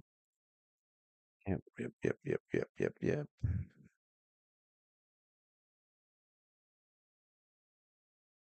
Little tiny bit of table turnover.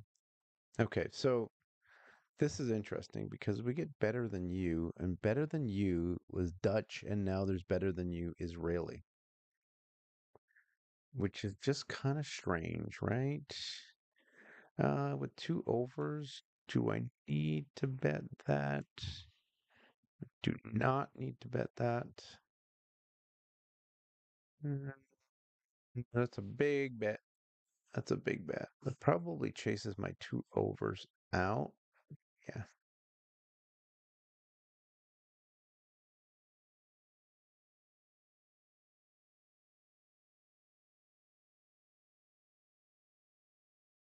Mhm. Okay.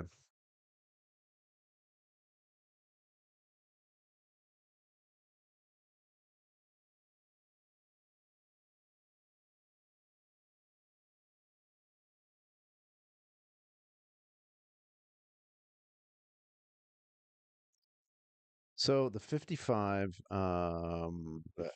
yeah, that was obviously in the small blind. So here's the thing, and somebody actually asked me about this before. I think it was earlier today. So that's a really interesting question. It all depends on. Like, for example, if I'm going to, if I have 5-5 in the small blind against, it all depends on their position. Okay. So, against against under the gun, um, I am, I might call that, I mean, like 5% of the time. If I roll something really, I might just out of the blue once in a while, ever, never almost do that. Same with against the hijack, right? Just because of their ranges. Same against, probably same, even same against the cutoff. Um, so I might have a couple of calls in there. But against the button, um, because their ranges are wider, so you always want to think of the starting ranges of the other players involved, right? Their range is wider. Um, Six will be an auto raise against the button, but a fives, I might just raise half the time, but I'm not going to call, right? Tough to play. You can set mine. You got to think of how many times, like how many times in 10 you hit a set, right? Was it, is it 1 in 7, 1 in 8, 1 in whatever? So a lot of times it doesn't make it worthwhile to set mine. Even if you hit your set, you don't always get paid off. And so that further even reduces your EV, right? So, um, just be very careful in the small blind. And as well, with regards to small blind, really good point is that, okay, so you're out of position. All right. So if you just call, a lot of people seem to do that. They do that set mining thing. And, sometimes they hit, sometimes they don't. And they think, well, if I hit, then hey, I'm going to win a massive pot. And they might, or they might not. If you don't hit, then you think, okay, well, then you're pretty weak because you've got to lead out. You can get raised. You can, I mean, you try and bluff. You like natural people are naturally thinking. They know how weak your range is, so nothing's ever disguised. It's just a difficult place to be in. With small blind, you're always going to be out of position. So what you may want to do is you may want to have a stronger range in general. So, be up there in the range. If you're going to be against the under the gun, then I mean, there's probably going to be a lot more three betting involved. So that basically that'll be a stronger range. So fives are, it's a pair, right? And fives can beat ace king. So, I mean, but there's so many boards that, I mean, gets really scary.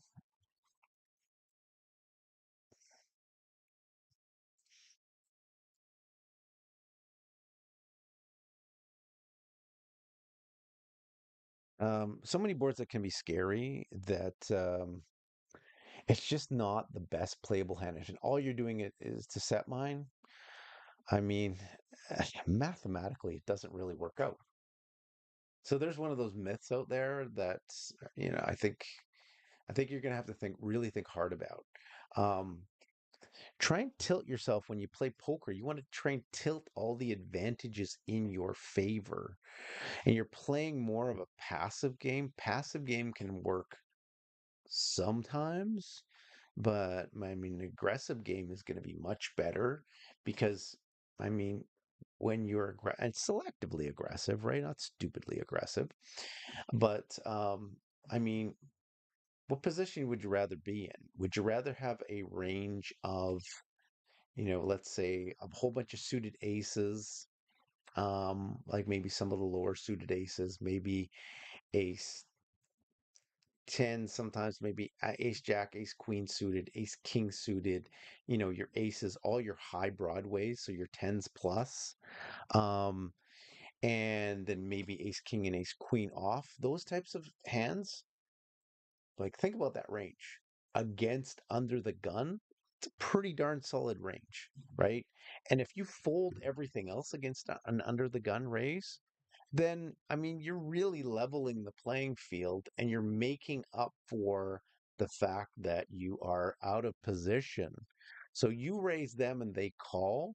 That means that basically takes the top end of their range out.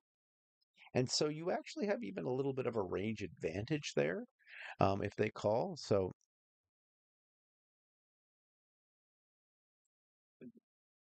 right.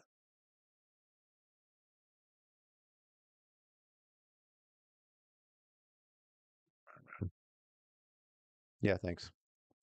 Thank you so much. Am I raising this?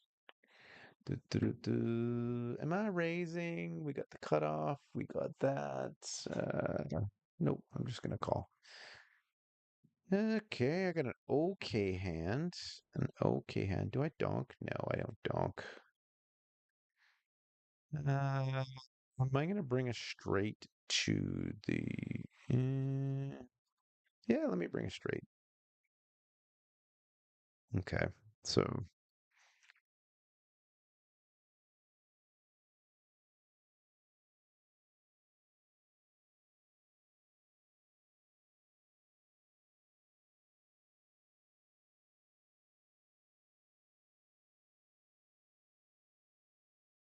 should have raised me.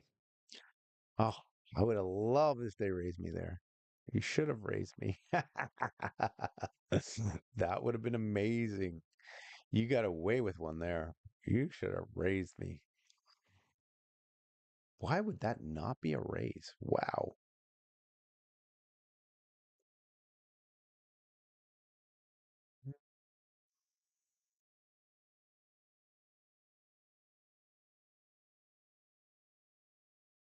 Hmm.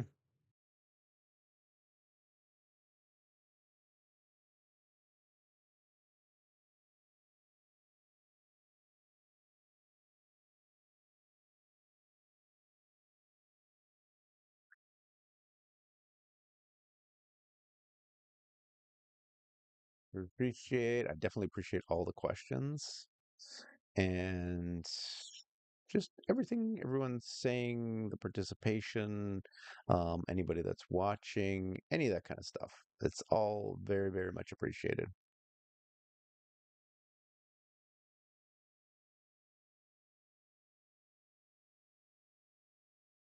It's what they call the danger zone.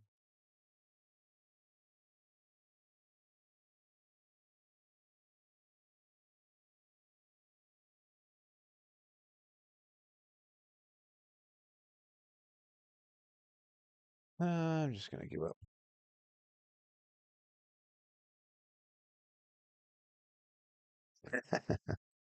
Cool. Very cool. Very cool, my man. All right.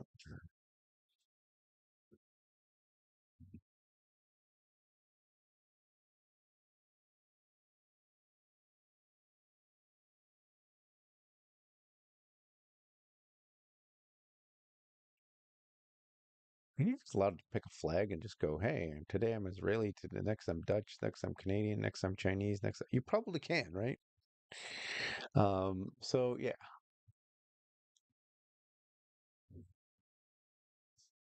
awesome, awesome, awesome. Awesome blossom.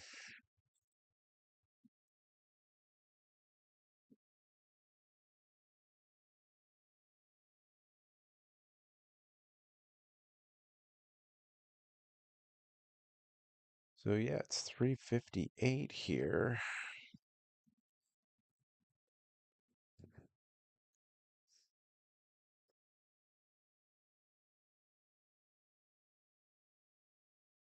Great conversation.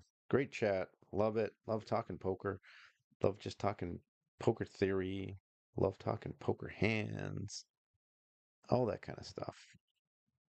And again, I mean, I can I can teach maybe a few things, but I can also learn.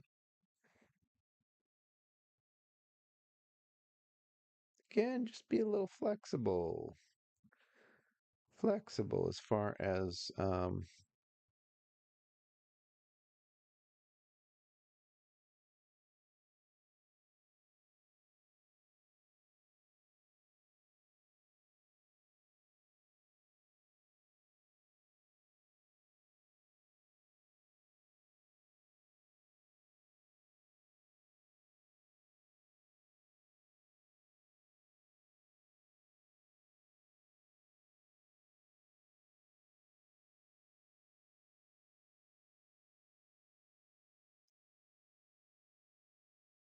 One subscriber at a time.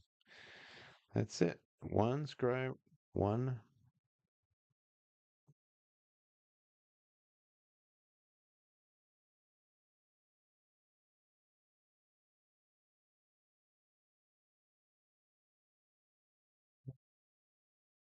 might be canceled. Let's see here. I don't think it's canceled. Nope, I don't think so. As far as right now, we are on. We are on. We are in.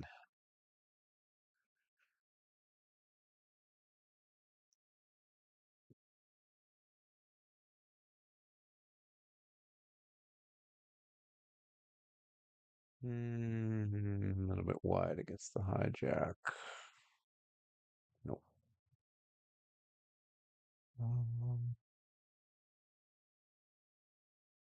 I'm not getting too many good cards here. Not too many playable cards lately. Had a few, but so what do we got here? We have basically we got the table timed up. It's probably a good time to just there's my cue to say goodbye and thank you for now. And I will absolutely be back. Thank you for everything. Again, starting to get a few more subscribers onto the YouTube and even the Twitch and some more people participating in this and so on. And full transparency, happy to discuss poker with you at any point in time or even other stuff, which is kind of cool. And yeah, keep building a community. Go, go, go. And yeah, like, thank you. Thank you again. Really appreciate it.